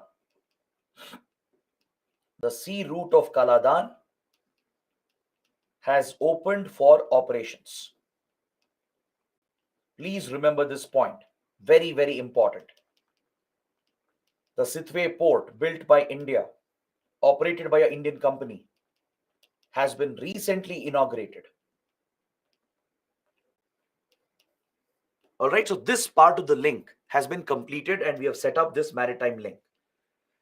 But from here, we are facing a challenge, because the Sitwe port and Kaladan river that you see here, they are located in the Rakhine state of Myanmar. This is the Rakhine state of Myanmar. This is where a lot of violence has been witnessed over many years. This is where the Rohingya community can be found, the Rohingya Muslim minorities, who have been targeted and oppressed by Myanmar's army and the radical Buddhists. So because of constant violence in the region, it's been very challenging for India to proceed with the project. Now, since the political crisis also has started, there have been large-scale protests and violent events across this region. Plus, the economic sanctions are back. So it's becoming difficult for India to execute and complete this project. The plan involves an inland navigation route of around 158 kilometers through Kaladan River. Kaladan is actually a transboundary river. It flows down from Mizoram towards Myanmar. So after this inland route on Kaladan River, a highway is being built that will directly connect this route, this river route, with the Indian state of Mizoram in the northeast. So this will create an alternate access to northeast India. We don't have to rely just on Siliguri corridor. Sending goods from rest of India to Mizoram and Manipur is more challenging through Siliguri corridor. It's a longer route and more difficult route. If this route becomes operational, right, we'll get an alternate access to Mizoram, and it will improve the opportunities for northeast India, right? Plus, we already have other connectivity projects that we are pursuing with Bangladesh. In the previous chapter, we studied the road, rail, and waterway projects of India, Bangladesh, through which we are creating alternate routes to northeast India. So this would be an addition to that. This would be through Myanmar. It would improve our trade relations with Myanmar and give us alternate access to the northeast region. But the highway project here from Mizoram to Myanmar also has faced challenges because it has been targeted by insurgents. Along the Mizoram-Myanmar border over here, there are few armed insurgent groups and criminal groups that operate. They have targeted the project and they have tried to derail the project. So the security situation also has hampered the project. So that is why the project has been delayed. Is that clear? There have been funding issues because of the sanctions, because of the impact of the sanctions and the violence in Rakhine state and the threat of insurgents and criminals along the border. These issues have affected the project, and as a result, the project has slowed down. Even today, the project is not complete. It's been more than 2 decades since the project was taken up and proposed, right? But still, we are not able to complete this due to all these problems associated with Myanmar. But India still has some hope that if things stabilize in Myanmar and if we can push these projects quickly, this will give India a dominant role in Myanmar. The IMT highway, the proposed extension, and the parallel railway line, along with the Kaladan project. This could transform our ties not just with Myanmar but with Southeast Asia itself. So we still have hopes, but for that, the situation in Myanmar has to stabilize first. Is that clear? Now, compared to these Indian projects, let us see how China has done. Let us see where China stands as far as investments in Myanmar is concerned. Because since Nepal, Bangladesh, we have been discussing the India-China competition.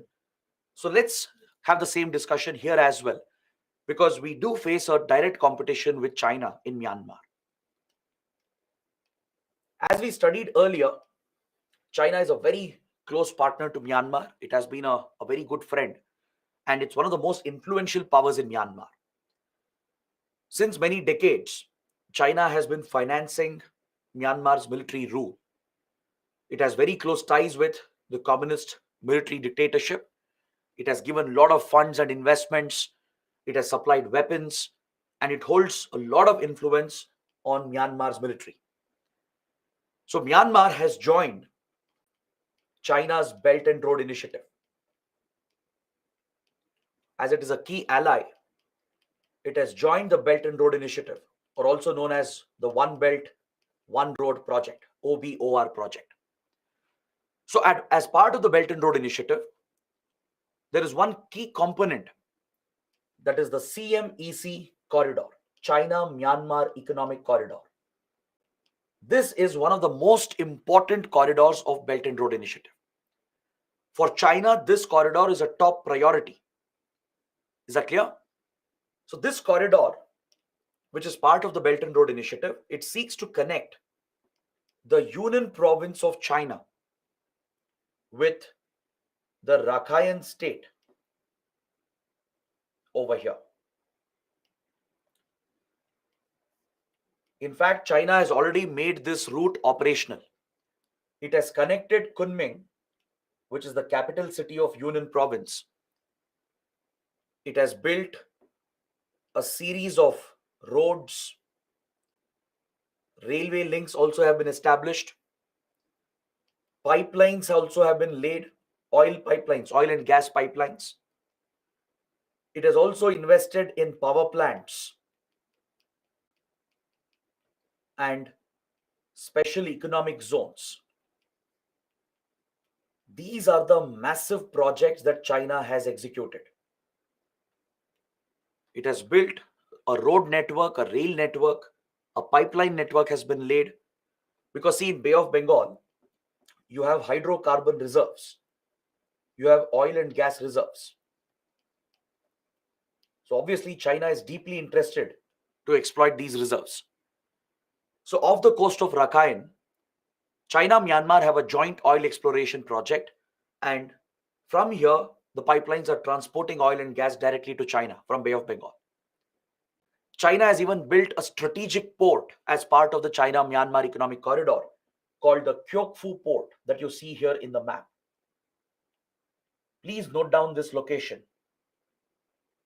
Right next to the Sitwe port of India. Right, we saw the Sitwe port earlier as well as part of Kaladan project. You see the Kaladan project depicted here in orange. This is the Indian project. So as part of Kaladan project, we have developed the Sitwe port. India has funded and constructed the Sitwe port. Right below Sitwe, in Rakhine itself, China also has built a strategic port called the Kyouk Phu port. So from here, China has built this connection through roads, railway lines, and pipelines. and connects that with major cities like Mandalay and Yangon. So this is the corridor that China has created, and this is of great strategic significance to China. The reason why it is so important for China is because this route gives China direct access to the Indian Ocean. China will get direct access to Indian Ocean region through this corridor. China can bypass the Malacca Strait. It can bypass Malacca Strait, which has been a weak point for China. Remember in the first class, I showed you the Malacca Strait near Singapore and Indonesia, right? Roughly located over here. The Malacca Strait has been a weak point for China because Malacca Strait is a choke point. It's a very narrow opening that connects Indian Ocean with the Pacific. It links Bay of Bengal and Andaman Sea with Gulf of Thailand and South China Sea. These are important shipping lanes, and China has a lot of dependency on Malacca Strait. Because just like India, even China has a deficit of hydrocarbons. Most of its oil and gas is imported, right? Just like we depend on West Asian countries for oil and gas supplies, even China depends heavily on West Asian countries for oil and gas supplies. So all these shipments, oil shipments, gas shipments coming from West Asia, they pass through Malacca Strait before reaching China. So China's fear is that the Malacca Strait might be blockaded. There could be a possible naval blockade if there are tensions either with US or India. Because both India and US have the ability to block Malacca Strait if required. Let's say, hypothetically, imagine a war breaks out between India and China. Let's say border dispute escalates between India and China, or a conflict breaks out between US and China. In such a scenario, both US and India have the ability to block out Malacca Strait through their navies. India has a major naval presence, right? At Andaman Nicobar Islands, we have a tri-service command where all three services function under a single unified command. And the Navy has established a very strong military presence at Andaman Nicobar. We can easily reach Malacca Strait and block out the entire strait, thus cutting off China from rest of the economy. That will levy a very big economic cost on China. Similarly, the US has a major naval presence in the Indian Ocean, right? I was mentioning the Diego Garcia naval base, if you remember. Right below Maldives, the US has a military base. It's a British territory, right? So from Diego Garcia, the US can easily deploy its naval vessels and aircrafts and block out Malacca Strait and deliver an economic shock to China. So China fears this choke point. It has always believed that this is a weakness. So it has tried gaining direct access to Indian Ocean. One route that provides China direct access to Indian Ocean is the China-Myanmar Economic Corridor. So through this corridor, it can directly reach Bay of Bengal without depending on Malacca Strait. You can clearly see that in the map. Understood? So that is why this project has great strategic significance for China. And also, China has deep interest in Bay of Bengal itself, because it wants to monitor India's military activities.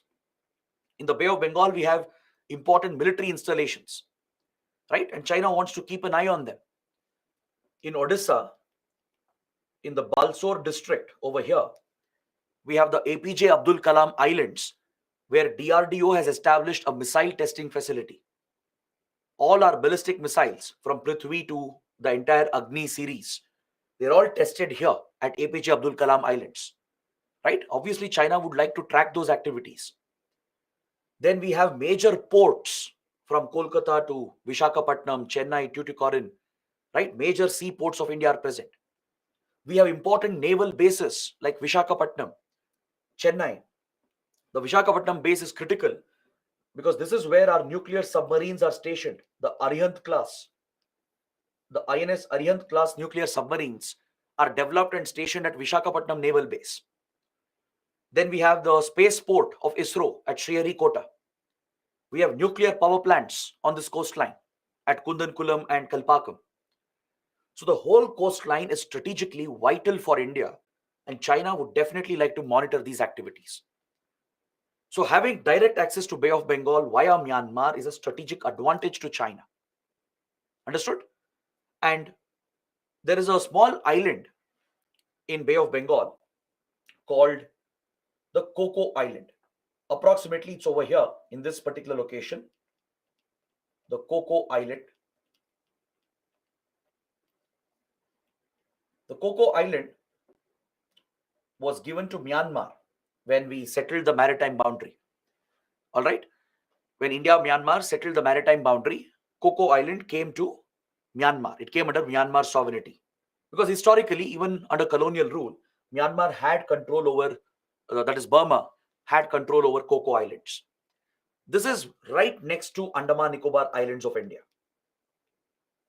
Just to the north of Andaman Nicobar, just a few nautical miles away, you have the Coco Island. It's believed that Myanmar has leased the island to Chinese intelligence agencies.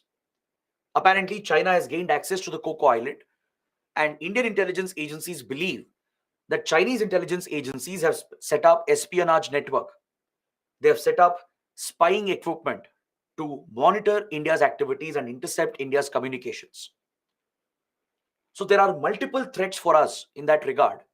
And this explains why China is so interested in Myanmar, and it explains the importance of the CMEC corridor. Is that clear? So this is the competition we face here. China has very good political ties with the military. It has a lot of influence over them as it funds them, as it gives them weapons as well. And it has made all these big investments. It is setting up power plants, industrial clusters, along with all these infrastructure projects. So that is the competition India faces in Myanmar from China. Now, before I move on, can you guys tell me, is there any other project that China is pursuing to bypass Malacca Strait? Are you aware of any similar project which could be part of Belt and Road Initiative through which China can directly access Indian Ocean without depending on Malacca Strait? If you know that, please let me know in the comments. Very good. Some of you are getting the right answer. Chaitanya, Abhishek, Raghav, Shovik, Pooja, and many others. You guys have given the right answer. Very good. Okay, let me explain this. Apart from CMEC corridor, there's another similar corridor called CPEC corridor with Pakistan. We are going to study this under India, Pakistan, and India, China. In the coming chapters, we are going to talk about the CPEC corridor. This also is part of Belt and Road Initiative. The China-Pakistan Economic Corridor connects with the Gwadar port, the strategic Gwadar port of Pakistan. It connects China's Xinjiang province through Pakistan-occupied Kashmir, which is Indian territory occupied by Pakistan, and reaches the Gwadar port in Balochistan province of Pakistan. This route as well gives China direct access to Indian Ocean. From Xinjiang, it can directly reach Arabian Sea. Right? China need not depend on Malacca Strait. It can directly take the oil and gas shipments from Persian Gulf, from West Asia, to the Gwadar port. And from there, it can ship this to Xinjiang. This will reduce China's dependency on Malacca Strait. There's one more project that China is pursuing. I'm glad that some of you have mentioned it, because not many of them will be aware of this other project. This is still a proposal, however. Whereas CMEC is completed. CMEC is already operational. Last year, China already started moving goods through China-Myanmar Economic Corridor. China-Pakistan Economic Corridor is also progressing very well, and part of it is already functioning. But there is a third project which is still a proposal. There is a proposed project via Thailand. It's called the Kra Canal, which is proposed to be built across the Isthmus of Kra. I hope you know what's the isthmus. You would have studied in geography. Just like strait, gulf, bay, you have isthmus as well, right? If a strait is a narrow water channel connecting two large water bodies, then a isthmus is a narrow land corridor that is separating two large water bodies. Now look at the map here. If you see the map, you'll notice that Thailand is becoming very narrow at this point. Thailand is a very narrow country at this point, where it connects with Malaysia and then Singapore, right? So this narrow land corridor of Thailand, it separates the Andaman Sea and Bay of Bengal over here from the Gulf of Thailand and South China Sea on the other side. Since the land is very narrow here, it's hardly few kilometers wide, you can easily dig the land, cut open the land here across the isthmus and create a canal, a shipping canal, which is the Kra Canal. This isthmus is the Kra Isthmus. All right? Just like you have man-made canals, like Suez Canal, for example, the Panama Canal, right? They were all created by us, by man, right? The land was cut open to link two large water bodies. Suez Canal connected the Red Sea with Mediterranean. The Panama connects Atlantic with the Pacific and creates a shorter route. Similarly, China has a grand proposal, a grand strategy. It wants this to be a part of the Belt and Road Initiative. If Thailand agrees, it wants to build the Kra Canal across the Isthmus of Kra so that the Chinese ships can directly reach Andaman Sea via Gulf of Thailand without passing through Malacca Strait. This is one more proposal, but Thailand is yet to agree. It has shown interest, but it is yet to agree to the project. So you have to be aware of these three Chinese initiatives to directly access Indian Ocean without depending on Malacca Strait. All right, one is the China-Myanmar Economic Corridor, which is already operational. China-Pakistan Economic Corridor, which is nearing completion. And the third is the proposed Isthmus Canal, the Kra Canal, across Thailand. Understood? Now, let's move on to the last few topics that we are left with. Let's take a look at the defense and border security relations. This is another important aspect of India's relations with Myanmar. See, India has given a lot of military support to Myanmar. To gain the friendship of Myanmar's military, we have given them all the support necessary. Along with funds, we have supplied weapons to them. Right? Even when Myanmar was committing violations, human rights violations, India has supplied weapons to the country. So this is a little controversial policy because Western countries criticize India's approach. But as I told you, in geopolitics, sometimes you have to be cold-hearted. Sometimes you have to look after your own self-interest, your national interests, because there's nothing much you can do in other countries, right? It's not that India can interfere and resolve the crisis in Myanmar, right? Even if we impose sanctions, join the Western countries and criticize Myanmar, right? It's unlikely that things will change on the ground. So instead, protect your interests at least. That's exactly what we are doing with Russia and Ukraine, right?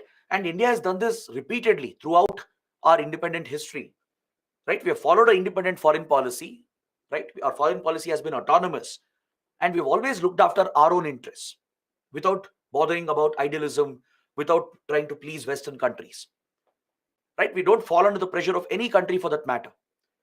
So in the case of Myanmar, we have done this quite well, and we have cultivated very close defense and security relations.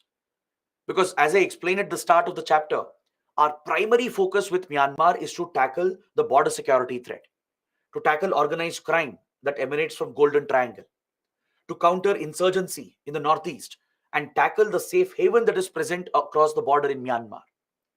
This is very crucial given the fact that China has been waging a covert proxy war against India by using Myanmar as a base.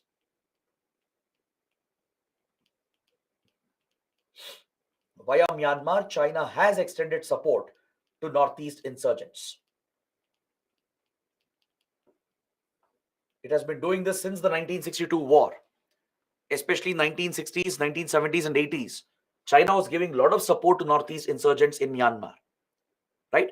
And of late, in the last 20 years as well, India has intelligence to believe that Chinese intelligence agencies are still funding and arming Northeast rebels who are hiding in Myanmar. Is that clear? So we conduct two important military exercises.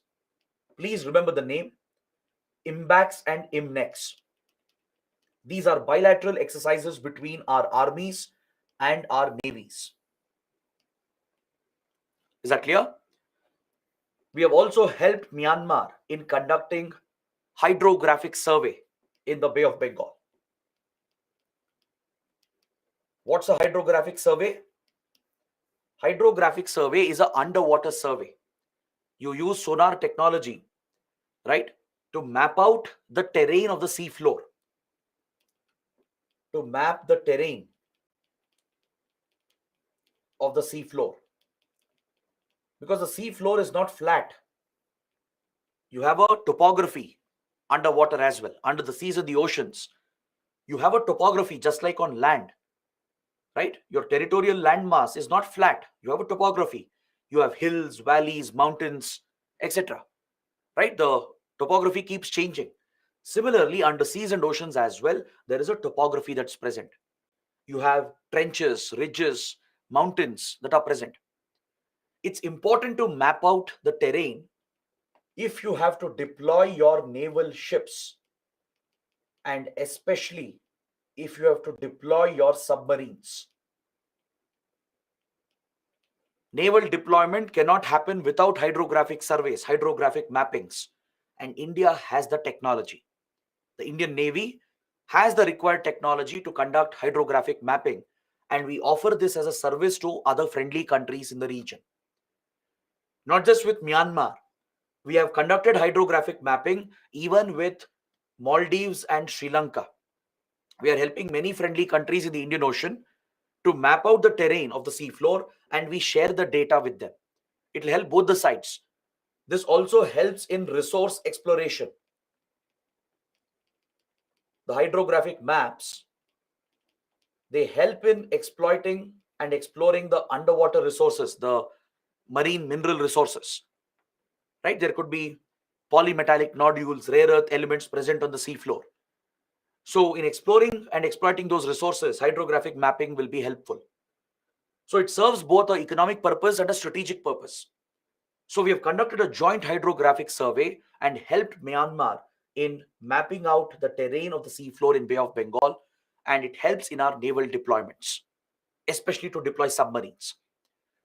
Now, given that China is increasing its naval deployments, the PLA Navy, the plan, is constantly sending submarines, ships, and spy vessels to Indian Ocean. We have even detected them in Bay of Bengal multiple times. It's important to monitor and track the Chinese activity.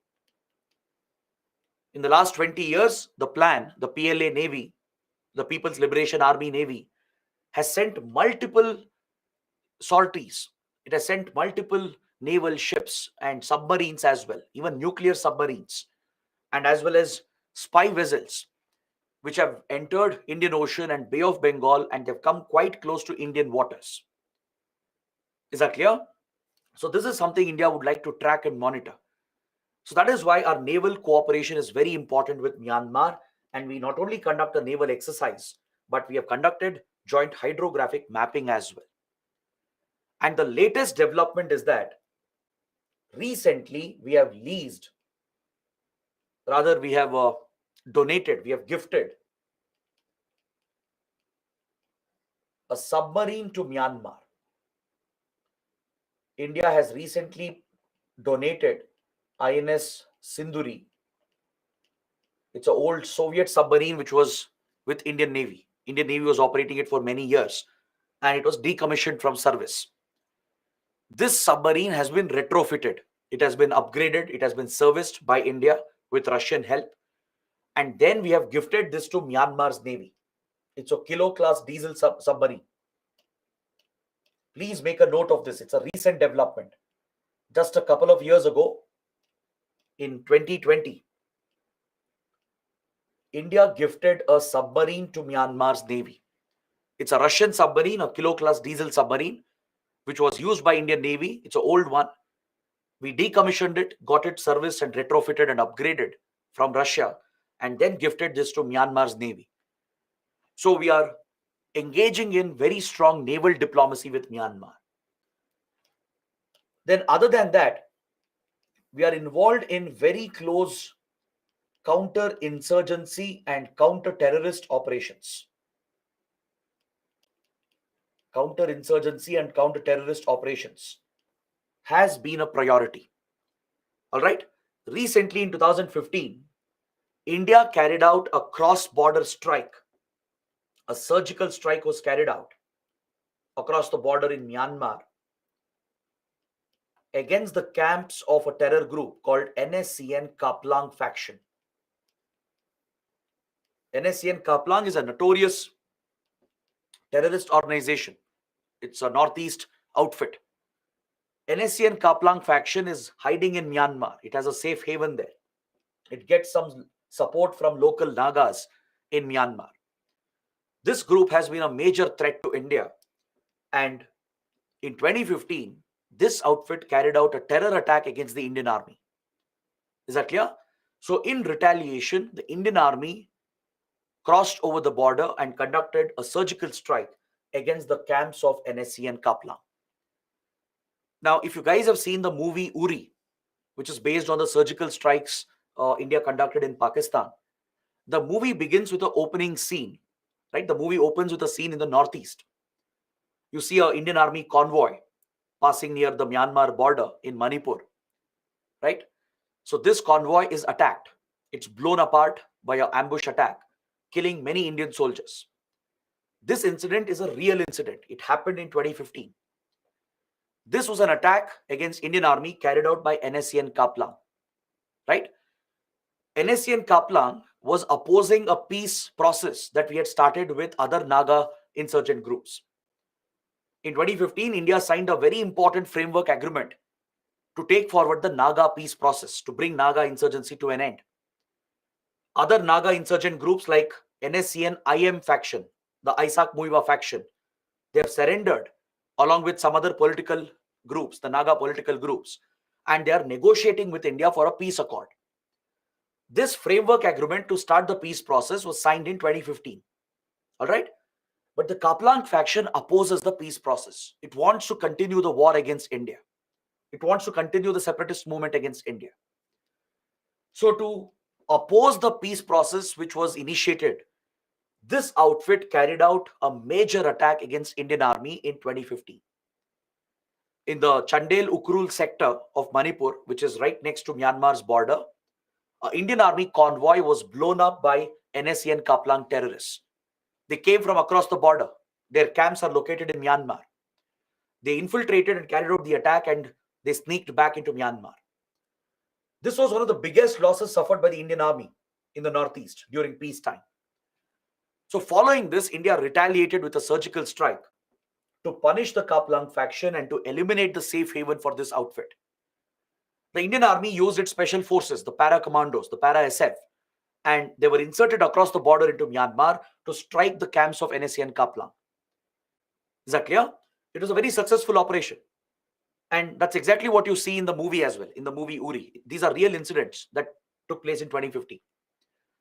But such cooperation has existed between India and Myanmar even before, even from many years.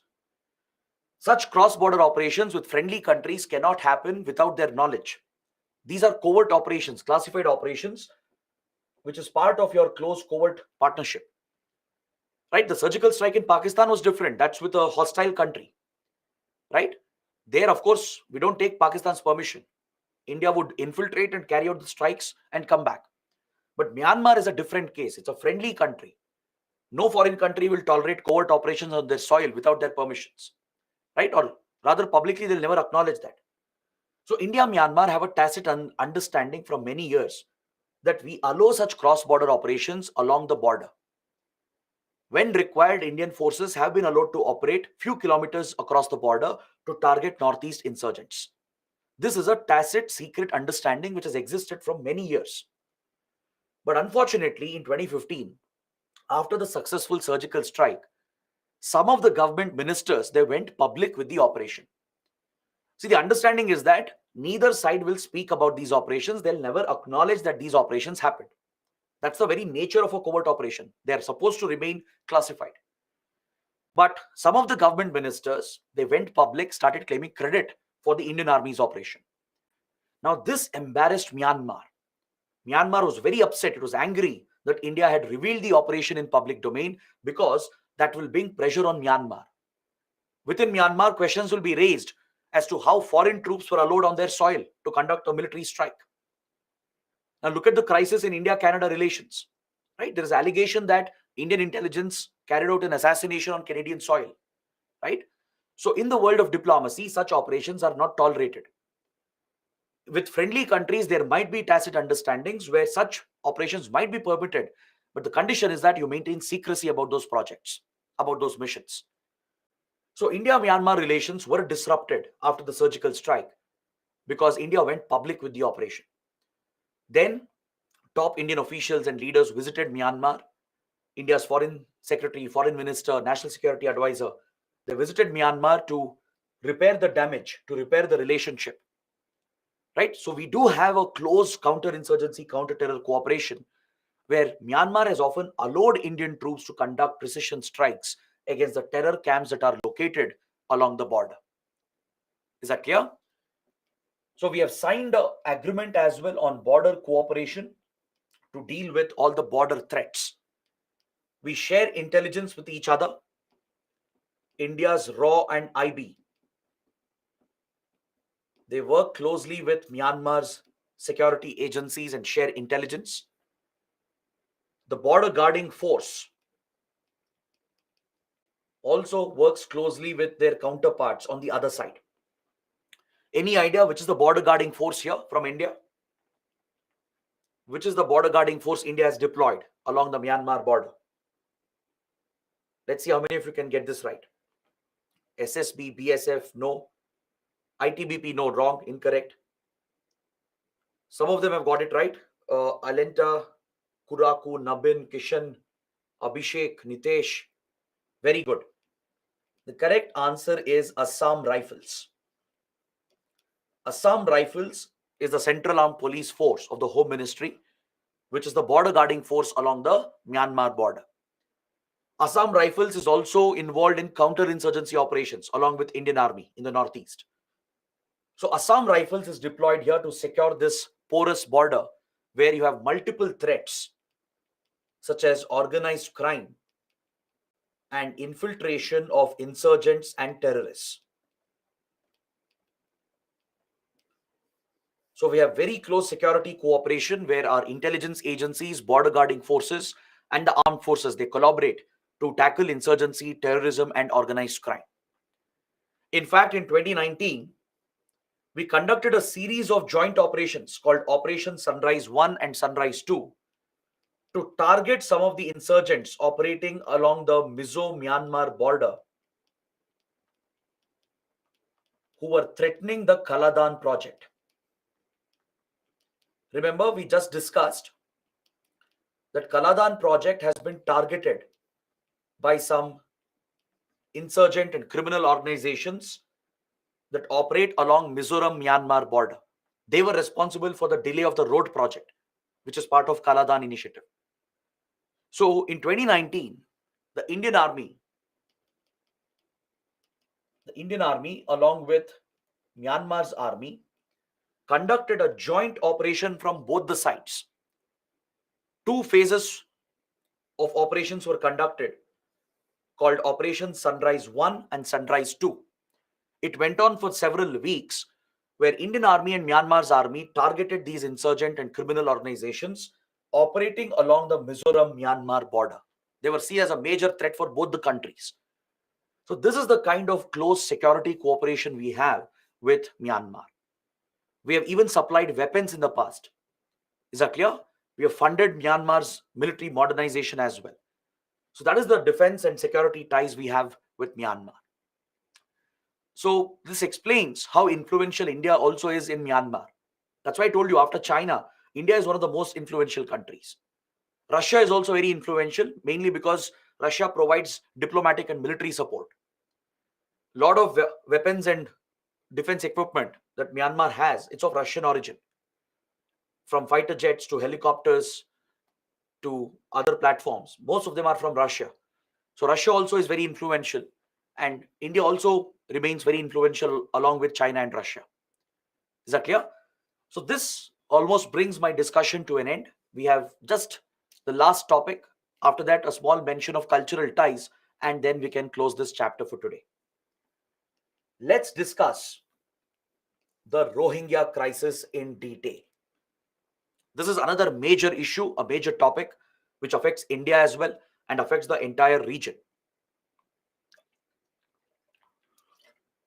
So we should understand what is the Rohingya crisis all about. We should know who are the Rohingyas, where are they present, what has happened to them, right? What is the extent of the crisis and how does it impact India? And what has been India's policy with regard to the Rohingya crisis? So there are various points to discuss and cover. Let's cover this in complete detail. So Rohingyas are essentially ethnic Muslim minorities. It's an ethnic Muslim minority group which historically belongs to the Chittagong, Cox Bazar area. Historically, Rohingyas are from this region, which is today part of Bangladesh. Let's say you go back 300 years, right? 250 to 300 years back. So then the Rohingya Muslims were found in the Chittagong, Cox Bazar area, which I have marked here. Today, these areas are part of Bangladesh, meaning it was part of East Pakistan as well. So when India, Pakistan were created following independence from British rule, right? Chittagong and Cox Bazar were part of East Pakistan. After the liberation of Bangladesh, these territories passed on to Bangladesh. All right. So historically, the community is from here, from the Chittagong, Cox Bazar area. But over a period of time, Rohingyas have migrated. They have moved from Chittagong and Cox Bazar and they had settled in the Rakhine state of Myanmar. You're already familiar with the Rakhine state because we just studied the Rakhine state, mentioned that as part of the Sitwe port project of India, which is a key component of the Kaladan project.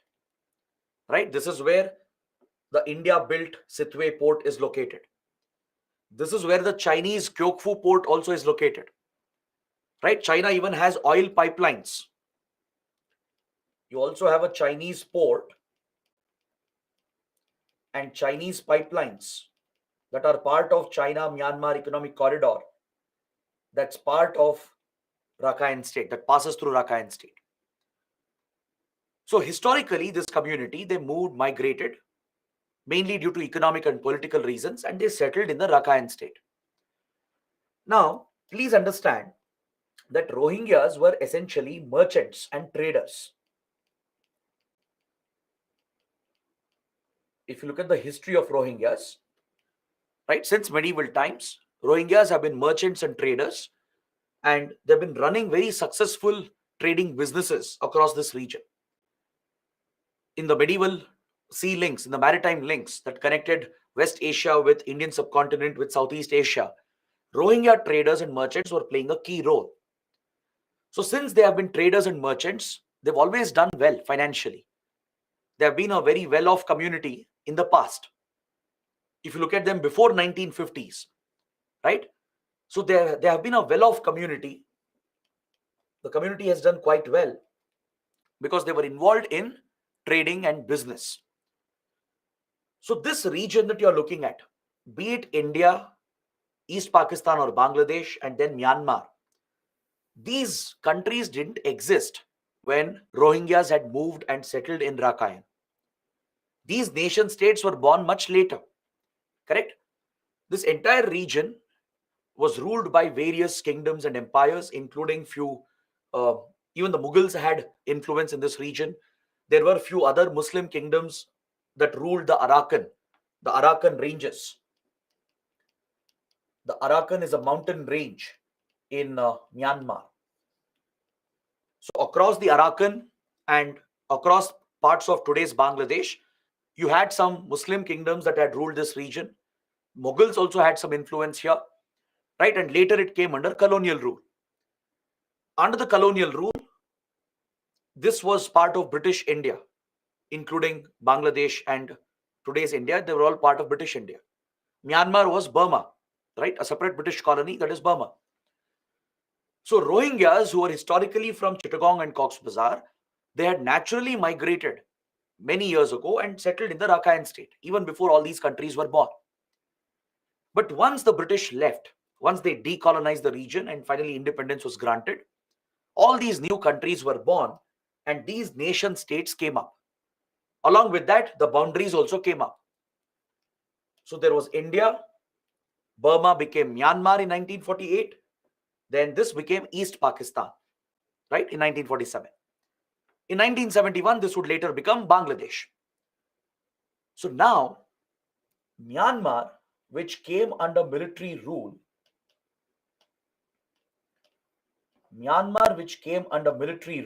in 1962,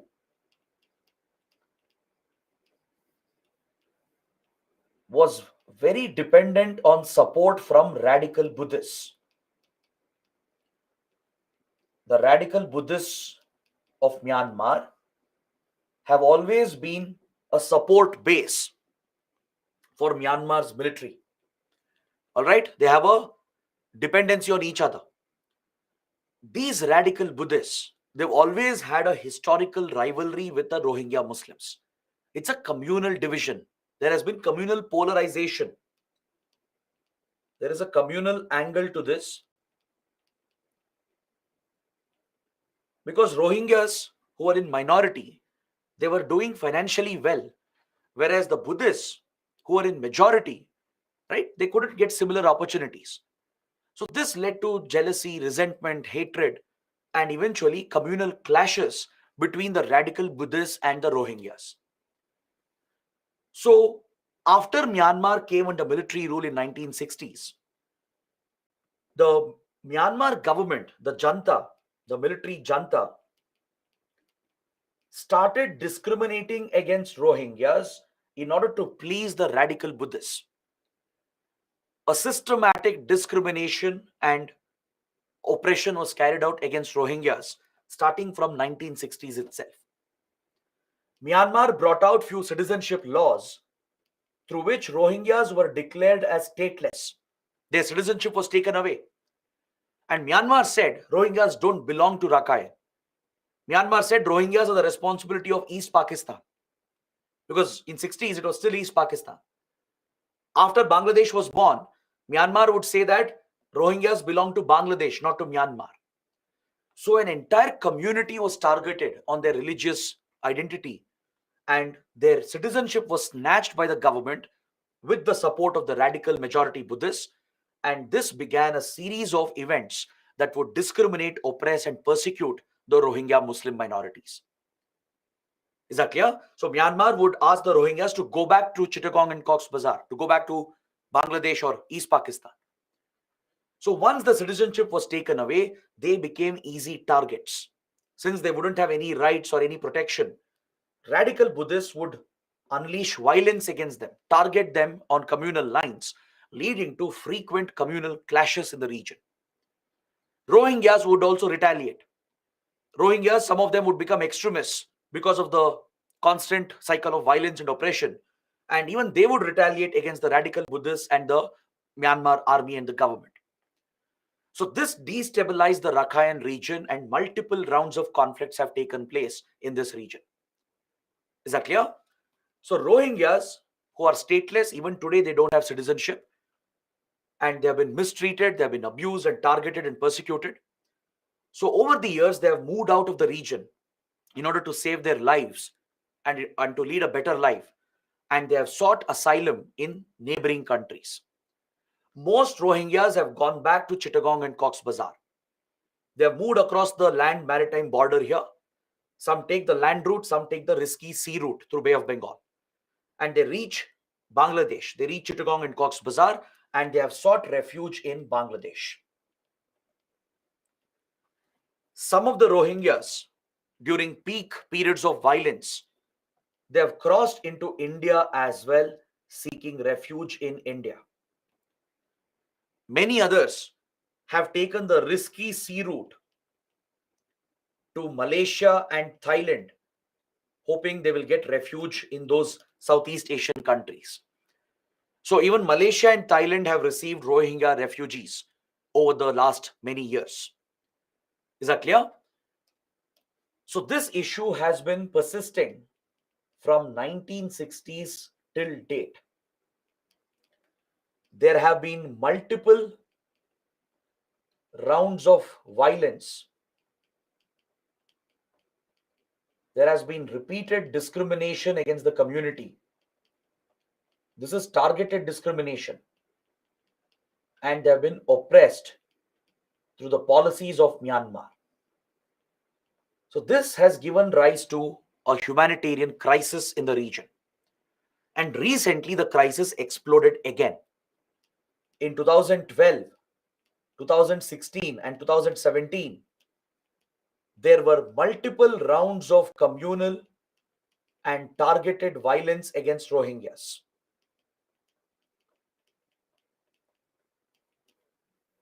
Is that clear? Large-scale violence was unleashed recently, just a few years ago, that triggered a massive refugee crisis where lakhs of Rohingyas fled the region. The radical Buddhists, they targeted the Rohingyas again. Communal riots broke out between them. All right. And some of the radical Rohingyas, right, who see that they should take revenge against the Buddhists and the Myanmar government because of the atrocities they have committed. Some of these radicals have set up a terror outfit called ARSA. They have set up a terrorist organization to counter the radical Buddhists and Myanmar's army and government and to protect the Rohingya community. And they have taken up terrorism and they justify terrorism and violence in the name of self-protection. Some of these extremists, they have this terror outfit called ARSA, Arakan Rohingya Salvation Army. Is that clear? This terror outfit started attacking the Buddhists. It carried out attacks at Buddhist temples. It attacked the Myanmar army as well in 2015, 2016. Following these terror attacks, Myanmar army used this as an excuse and it launched a major counter-terror operation in Rakhine. And in the name of counter-terrorist operation, in the name of targeting ARSA, the army committed a brutal atrocity, which is even labeled as a genocide against the Rohingyas. Lakhs of Rohingyas were killed and slaughtered in these so-called counter-terror operations. Many villages were targeted, right? Even women, children were not spared.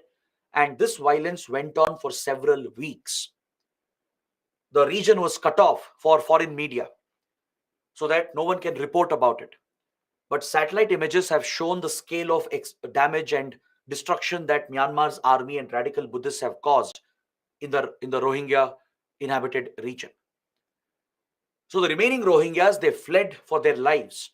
And there was a mass refugee movement where lakhs of Rohingyas, they fled from here. They tried going to Bangladesh, India, Thailand, and Malaysia again. So this is what sparked the latest crisis that we saw in 2016, 2017. So this is nothing short of a humanitarian crisis created by Myanmar. It has been aggravated by some of the Rohingya extremists. But the primary blame lies with the radical Buddhists and Myanmar army who have committed these atrocities against innocent Rohingyas as well. Right? They haven't spared civilians and innocents as well. Right? ARSA is a reaction to the atrocities that the Buddhists and the army had committed. Of course, nothing justifies violence or terrorism, but still, the ARSA and its activities has invited a ruthless retaliation from the army, leading to the persecution of the community, right? So many global organizations, they were very concerned about this crisis that happened, and they even called the Rohingyas the most persecuted community in the world. The United Nations, then human rights organizations like Amnesty International, Human Rights Watch, these are major human rights organizations. These are global NGOs. Amnesty International and Human Rights Watch, they're global NGOs that work in the field of human rights. So along with these global human rights organizations, even the UN has called Rohingyas the most persecuted community in the world, because Rohingyas have been at the receiving end for almost 5 to 6 decades. First, their citizenship was snatched away. They were made stateless. They were pushed out of the region, right? Targeted violence was committed. And this continues till date. And some of the Rohingya extremists have taken up terrorism as well, increasing the complexity and the violence in the region. So this presents a major crisis and a challenge for the neighboring countries. Now, India has received around 40,000 refugees, around 40,000 Rohingyas have entered India between 1960s and 2015. This is according to the Ministry of Home Affairs. The MHA has said that in the past, that is before the 2016 crisis, we have received around 40,000 Rohingyas in total. Some of them have come through the northeast route, some have taken the sea route as well, and they are settled in the northeast region. Some have reached Jammu and Kashmir. Some are settled in Delhi. There are Rohingya camps and slums that have come up. They come to Delhi because they want to reach the UN High Commissioner for Refugees to get a refugee card from the UN so that they get some basic benefits. And some of them are also found in Hyderabad. These are the places where, according to the Indian government, Rohingya refugees have settled. And these are the refugees who came in the past, before 2016. All right?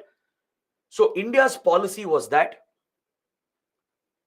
we will not accept refugees officially. We never accepted Rohingyas as refugees. Even now, we haven't given them refugee status. But at the same time, we were not hostile to them either. Given the grave humanitarian crisis they were facing, right? India understood the situation. So what the previous governments did was, we didn't reject them. We didn't block their entry. We weren't hostile to them. At the same time, we didn't officially accept them as well. We didn't give them official refugee status. So if someone managed to enter, we would allow them to settle until they can get the UN refugee status at New Delhi. There will be the UN High Commissioner's Office for Refugees. They will reach out and appeal to get them a refugee card, and that will give them basic rights and entitlements. This had been the previous policy of India, right? This was primarily on humanitarian grounds. It was a humanitarian crisis because India has a rich history and tradition of standing up for refugees in the region. First, we accepted Tibetan refugees. When China crushed the uprising in Tibet in 1959, we took in lakhs of Tibetan refugees along with the Dalai Lama, the figurehead of Tibetan Buddhism, right?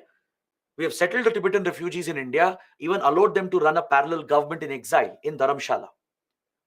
We have taken Tamil refugees from Sri Lanka when Sinhala Buddhists targeted the Tamil minorities, right? We have settled the refugees, the Tamil refugees in India. We took Bengali refugees when Pakistan oppressed and targeted them and committed a genocide against them in East Pakistan. We studied that under the previous chapter. We have taken Afghan refugees as well, right? So India has a history of accepting refugees on a case-to-case basis, and we have done this on humanitarian grounds. But this time in 2016, in 2016, the Modi government reversed this policy and adopted a hostile approach to Rohingya refugees. When the latest crisis happened, when the Myanmar army launched this so-called counter-terrorist operation against ARSA, and in the name of targeting ARSA terrorists, the army attacked entire villages, killing civilians as well. That is what sparked the latest crisis, triggering lakhs of refugees to move out. So at this point, when Bangladesh was receiving thousands of refugees, they were trying to enter India as well. The Modi government said that India is not going to accept Rohingyas. We are not going to accept them. We are going to block their entry. And we also said that we'll identify the existing refugees and we will deport them back to their country. This was the stated policy of the Modi government. It was a reversal of the previous position. Now, this created a big controversy, right? And there are two sides to this argument. This hostile approach of India was heavily criticized by the UN and global human rights organizations as it was placing the Rohingya refugees at risk. It was criticized even by the Supreme Court, the National Human Rights Commission, and by several activists in the country as well. Is that clear? But the Modi government justified the policy. And on the other side, there was a lot of criticism against this policy. So let's examine this. Let's look at both sides of the argument for having a balanced debate. See, there was a case filed at the Supreme Court after India blocked the entry of Rohingyas. India said we are not going to allow them to enter as well. Previously, we weren't doing that. Even though we didn't accept them and give them refugee status before, we weren't blocking their entry, right? We weren't hostile to them because we knew what situation they were coming from, right? It was a humanitarian obligation to just allow them to enter the country to save their lives. Because please understand, refugees are coming to save their lives. They have no other option. If they stay back, they'll be killed. They'll be slaughtered. All right, they are not illegal migrants. Illegal migrants are different. Illegal migrants we have got from Bangladesh, they are coming for a better life, a better job, a better livelihood. There is no threat to their life. They are entering the country illegally. Correct? Whereas refugees are running away from a conflict. They're running away from persecution. They're trying to save their lives. That's why they seek asylum in another country. So there is a set of international law that governs this particular space. So we need to examine what is the international law telling about refugees, what is India's policy, and whether India is correct or wrong. Was this policy correct or wrong? Right? That's what we should examine. See, India stated that in front of the Supreme Court, the Modi government submitted, because a case had been filed when India adopted the hostile approach. Few activists, they filed a case at the Supreme Court challenging this policy of the government of India. When the Supreme Court questioned as to why you are blocking Rohingyas, previously we haven't done that. You already have 40,000 refugees, you are accepting that. So now, why are you blocking them? What's the reason? This question was raised with the Supreme Court. The Modi government said, Rohingyas are a security threat. The Rohingyas are a security threat, and hence we are blocking their entry. To this, the Supreme Court asked, what kind of security threat are we facing? The government pointed out that ARSA is a threat to India. And this is a correct argument. ARSA is definitely a threat because it has connections with Lashkar-e-Toiba and ISI, and even with Al-Qaeda. There are proven links between ARSA and Pakistan's ISI and Lashkar-e-Toiba and Al-Qaeda as well. Plus, ARSA will have a motivation to attack India. It has tried attacking India. Why would ARSA attack India? There are three reasons. India is the birthplace of Buddhism. There are many Buddhist pilgrimage sites in India. ARSA's target is Buddhists because radical Buddhists have committed atrocities against Rohingyas, right? So they seek revenge against Buddhists. They target Buddhist pilgrimage sites. In fact, they have tried attacking Bodh Gaya in Bihar. They tried, but they failed. It was a failed attack. Apart from India being home to Buddhist pilgrimage sites and being the birthplace of Buddhism, we have never criticized Myanmar's army. We have supported Myanmar's army during all the violence which was being carried out, and we have given weapons as well and support to them. Upon that, the third reason, we adopted a hostile policy blocking Rohingyas and saying that we'll identify the existing ones and we'll deport them back. So all these reasons, they are enough for ARSA to attack India. Right? One, because of Buddhist sites in India, India being the birthplace of Buddhism. Second, our close ties with Myanmar's army. We have never criticized the army, never supported Rohingyas before openly. Right? That's been our policy, to have good ties with Myanmar at any cost. And next is the hostile approach that was taken. These are enough reasons and motivations for ARSA to attack India. That's a real threat. There are intelligence inputs that suggest ARSA does represent a threat to India. The Supreme Court agreed. Okay, ARSA is a threat. But how can you say the whole Rohingya community is a threat? This was the question, the critical question raised with the Supreme Court. The Supreme Court was furious at this argument because you can't label an entire community as a security threat. This is against our constitutional principles. Is that clear? The Supreme Court accepted that ARSA is a terrorist group. It is a terrorist organization. There is no doubt. So deal with ARSA, tackle them. You have your security forces, you have your intelligence agencies. Deal with the security threat. But you can't label an entire community which is fleeing a conflict, asking for asylum, as a security threat. Right? You can't stereotype the whole community as a security threat. So this was a criticism from the Supreme Court. Even the National Human Rights Commission had raised questions about this. But of course, they wouldn't intervene. It's a foreign policy matter.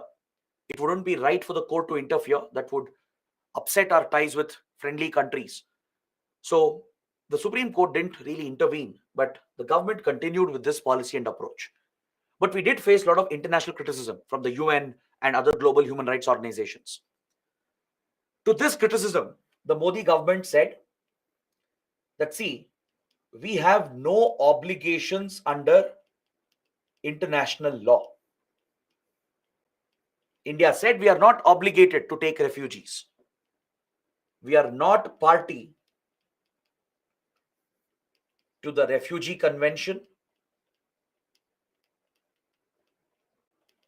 We are not party to the 1951 Refugee Convention.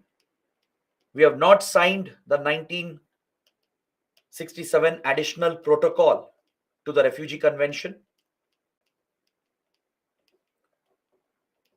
So as a result, India has no obligations to take refugees. This was the argument of the government of India. This is a valid argument again, because that's true. We haven't signed the 1951 Refugee Convention. India is not party to it. We haven't signed the 1967 Additional Protocol to the Refugee Convention. So as a result, there is no direct international obligation on India to take refugees. Is that clear? Now, why hasn't India signed the Refugee Convention and the Additional Protocol? That's another story altogether. Because this Refugee Convention was introduced after the Second World War to deal with European refugees alone. It was brought out in the European context to deal with refugees of the World War. This would never apply for countries like India. The challenge is, if you sign the convention, you're going to take some obligations. You have to provide some basic rights to refugees, and it also places certain duties on refugees on how they should behave. Because see, taking in refugees on one hand is a humanitarian commitment. On humanitarian grounds, you're trying to save lives, because these are people who are running away to save their lives from conflict zones. On the other hand, taking refugees beyond your capacity will become an economic and social burden. We mentioned and studied this under Bangladesh as well, when we discussed liberation of Bangladesh war and the genocide against Bengalis, right? We spoke about the 10 million Bengali refugees received by India. We took them in on humanitarian grounds, but dealing with them, taking care of them, giving them basic necessities became an economic challenge for India, right? It became a burden on India. It leads to social consequences as well. So India didn't want to take up this burden as an obligation, because the convention was more suited in the European context, right? Initially, that was the case. Later, refugee convention was expanded to cover the whole world, to cover all countries, all refugees, through the additional protocol, the 1967 additional protocol. But still, India took a call that we shouldn't sign this, because we shouldn't be under any obligations to take refugees and provide basic rights to them. India has left this to the discretion of the government. We decide this on a case-to-case basis, because even without any such international obligation, we have already taken the right stand. We have taken multiple refugees, as I explained, right? Even without being part of these conventions, we have taken Tibetan refugees, Tamil refugees, Bengali refugees, Afghan refugees. We have dealt with it on a case-to-case basis. This has always been India's approach. Whenever the crisis comes up, whenever there is a refugee flow, we'll decide the policy on a case-to-case basis. That has been the approach of India. We didn't want to sign refugee convention, as it was largely meant for the European context to deal with World War II refugees. Plus, India realized we are in a difficult neighborhood, right? We're in South Asia, where all our neighbors are destabilized. Every crisis will push refugees into India. And tomorrow, if you sign the convention, right, even though it was later expanded to cover all countries through additional protocol of 1967, problem is, if we sign these two agreements, it will become an obligation on India to take all refugees. Tomorrow, there might be a crisis in Pakistan. Refugees might flow into India. There might be a crisis in Bangladesh or Myanmar or Sri Lanka. We are located in a difficult neighborhood in South Asia. So realizing that, previous governments never signed these conventions. That's India's policy even today. We haven't signed the 51 Refugee Convention, the 67 Additional Protocol, because we don't want this as an international commitment. Then you're bound. You can't say no to it. You have to be okay with accepting refugees. So to give flexibility, India decides on its own on a case-to-case basis, and we have done well. We have taken refugees whenever the crisis has come, but on our own terms, instead of being obligated by these conventions. All right. So in this regard, the Modi government is not wrong. We don't have international obligations here. We are not party to Refugee Convention and additional protocol to the Refugee Convention. But however, the other argument is that India does have an obligation to the UN Charter, to the Universal Declaration on Human Rights, and to our own Constitution. This provides a legal basis for India to accept refugees. Taking refugees is a humanitarian obligation. It's seen as part of customary law as well. The UN Charter commits all UN members to act on humanitarian grounds to help people who are facing crisis situations. The Universal Declaration on Human Rights, we have signed it, we are party to it, we have ratified it. It obligates governments to protect human rights, not just of your citizens, even that of foreigners. The Constitution, right, if you look at the preamble, the fundamental rights, they do provide this approach where the government is directed to protect human life. You look at Article 21 that provides right to life. Right to life is not just for Indian citizens, it applies to foreigners as well. Right? Life can be taken by the government only under procedure established by law. The right to life applies for everyone, not just for citizens of the country, even for foreigners, even for refugees. So if refugees are trying to save their lives, if they are running away from a conflict, entering your country asking asylum, it becomes a constitutional commitment in a way to protect them, right? And a global humanitarian obligation as well. But what is really worthy of criticism here is the public stand that India will deport them. See, this matter at the end of the day is a sovereign decision of the government. Whether you support it, whether you criticize it, doesn't matter at the end. The government will decide. The government has full discretion here, right? Based on various inputs, the government would have taken the right call. But one approach which comes for criticism, which also violates international law, is the stand that we took that we will identify the existing Rohingyas and will deport them back to Myanmar. This you cannot do. No country can deport refugees back to the place where they can face violence. This violates a international principle, a customary law called the principle of non-refoulement. If any country says that we will take the refugees, we'll deport them, we'll send them back to where they came from. If you're trying to deport them to a place where they still could be targeted, where they still could face violence, then such a country violates this principle called principle of non-refoulement. This is customary law. It's part of UN Charter. It's part of Universal Declaration on Human Rights. It's part of the Refugee Convention.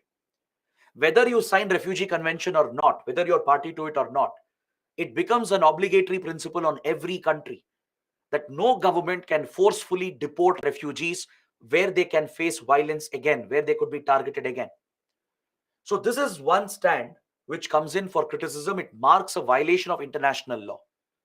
The UN pointed this out as well. The UN said India can't deport. If it does, it will be violating principle of non-refoulement. Is that clear? So looking at the crisis and the controversy, it's better that India comes out with a policy or a law to deal with refugee situations. Given that we have dealt with so many refugee crisis situations in the past, instead of allowing discretion to play a role, instead of leaving it to the government of the day, right? It's better we have a dedicated policy or a law in place. We should think of a refugee policy or maybe a refugee law. At the global level as well, efforts are being made through the UN. A global compact for migration is being adopted. It is still being developed. So right now, there is no global framework apart from Refugee Convention. Many countries don't support Refugee Convention. It's very outdated. It's very specific to Europe, specific to the World War context. It places many unnecessary burdens on governments that receive refugees. That is why many developing countries like India and others, they haven't signed Refugee Convention and the additional protocol. So what we need is a better global framework through the UN. All right? There is a global compact for migration which is being developed. Global compact on migration to create one such global framework. India is also participating in these negotiations and discussions. So this is something you should make a note of, and we should also think of our own refugee policy or law at the domestic level. So there is a uniform approach to all refugees without any kind of discrimination, right? But you can't deport refugees back to a place where they can be targeted, to a place where they can face violence, because that would violate the principle of non-refoulement. Whether you sign Refugee Convention or not, this becomes a customary international obligation. Is that clear? Now, the last point here, please note down the name of an island called Bhasan Char Island. You can see a small island here where the Meghna River of Bangladesh meets the Bay of Bengal. This is where you have this small island called the Bhasan Char Island. This island is frequently in news because this is where Bangladesh has set up a massive refugee camp to hold the Rohingya refugees. So it could be important for prelims. This island is frequently in news because of the refugee camp that Bangladesh has built here. But there is a controversy. Bangladesh has been criticized because this island is a low-lying island and it is very vulnerable to cyclones and coastal flooding. As you know, cyclones are common in Bay of Bengal. They strike Bangladesh as well. Rising sea levels are a threat because of climate change. Coastal flooding is quite common, right? There is a fear that Bhasan Char Island could get flooded or it could be hit by a devastating cyclone that will threaten the lives of refugees who are lodged over here. They can't move out, they can't escape from here, right? So many critics have pointed out that this is a inhuman approach of Bangladesh. But you should also understand Bangladesh is dealing with a massive burden. Lakhs of Rohingyas have come and they have to be settled in Chittagong and Cox's Bazar. So at Bhasan Char Island, Bangladesh has built this massive refugee camp where it has settled some of these refugees. And there is criticism that Bangladesh is not focusing on the humane approach as the island faces the risk of flooding and disasters. That's why this island is in news. So please make a note of this for your prelims.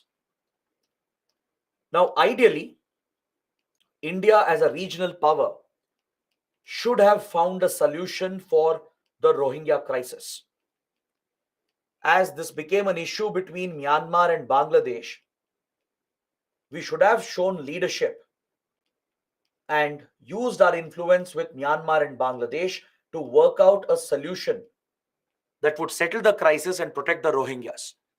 But unfortunately, India was silent.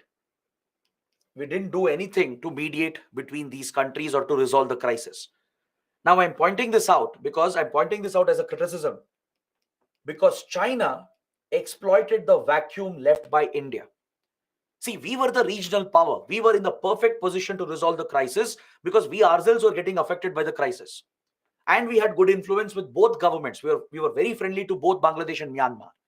We could have used our influence to settle the issue and work out a solution on humanitarian grounds to protect Rohingyas. But India left the issue open. We didn't step in. We left a power vacuum that China occupied very quickly. China was the one which stepped in 2016 and worked out a 3-step solution by bringing Bangladesh and Myanmar together. Thus, China cemented its influence in the region, and this was a lost opportunity for India. China convinced Myanmar for a ceasefire to halt the operations against ARSA. This was the first step in the 3-step solution. It convinced Myanmar to stop the counter-terror operations, to hold the fire, to call for a ceasefire. It urged both Myanmar and Bangladesh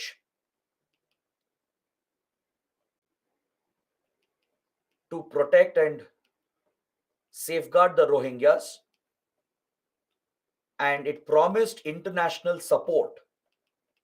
It promised that it will use its global influence to get international support through funds which can be used by these countries to help the Rohingyas.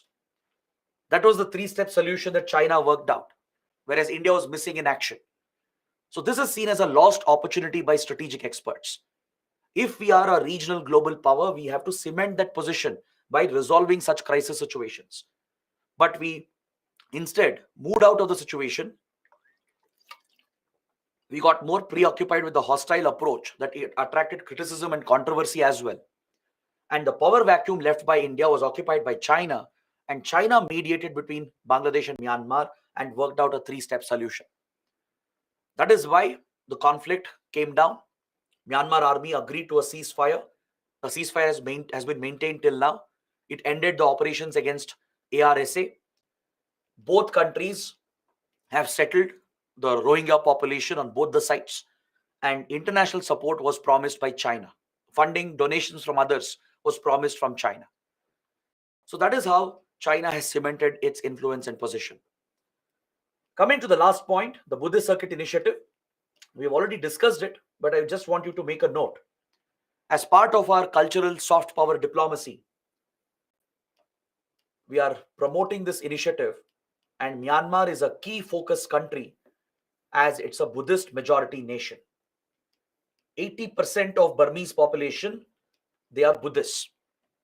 Is that clear? It's a Buddhist majority country.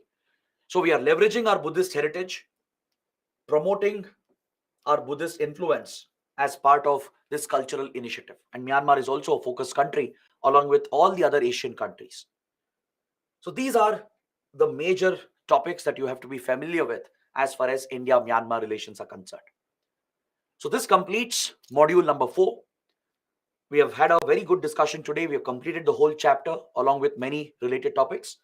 So let's wrap up the discussion for today. Let's look at some questions and doubts and then end the session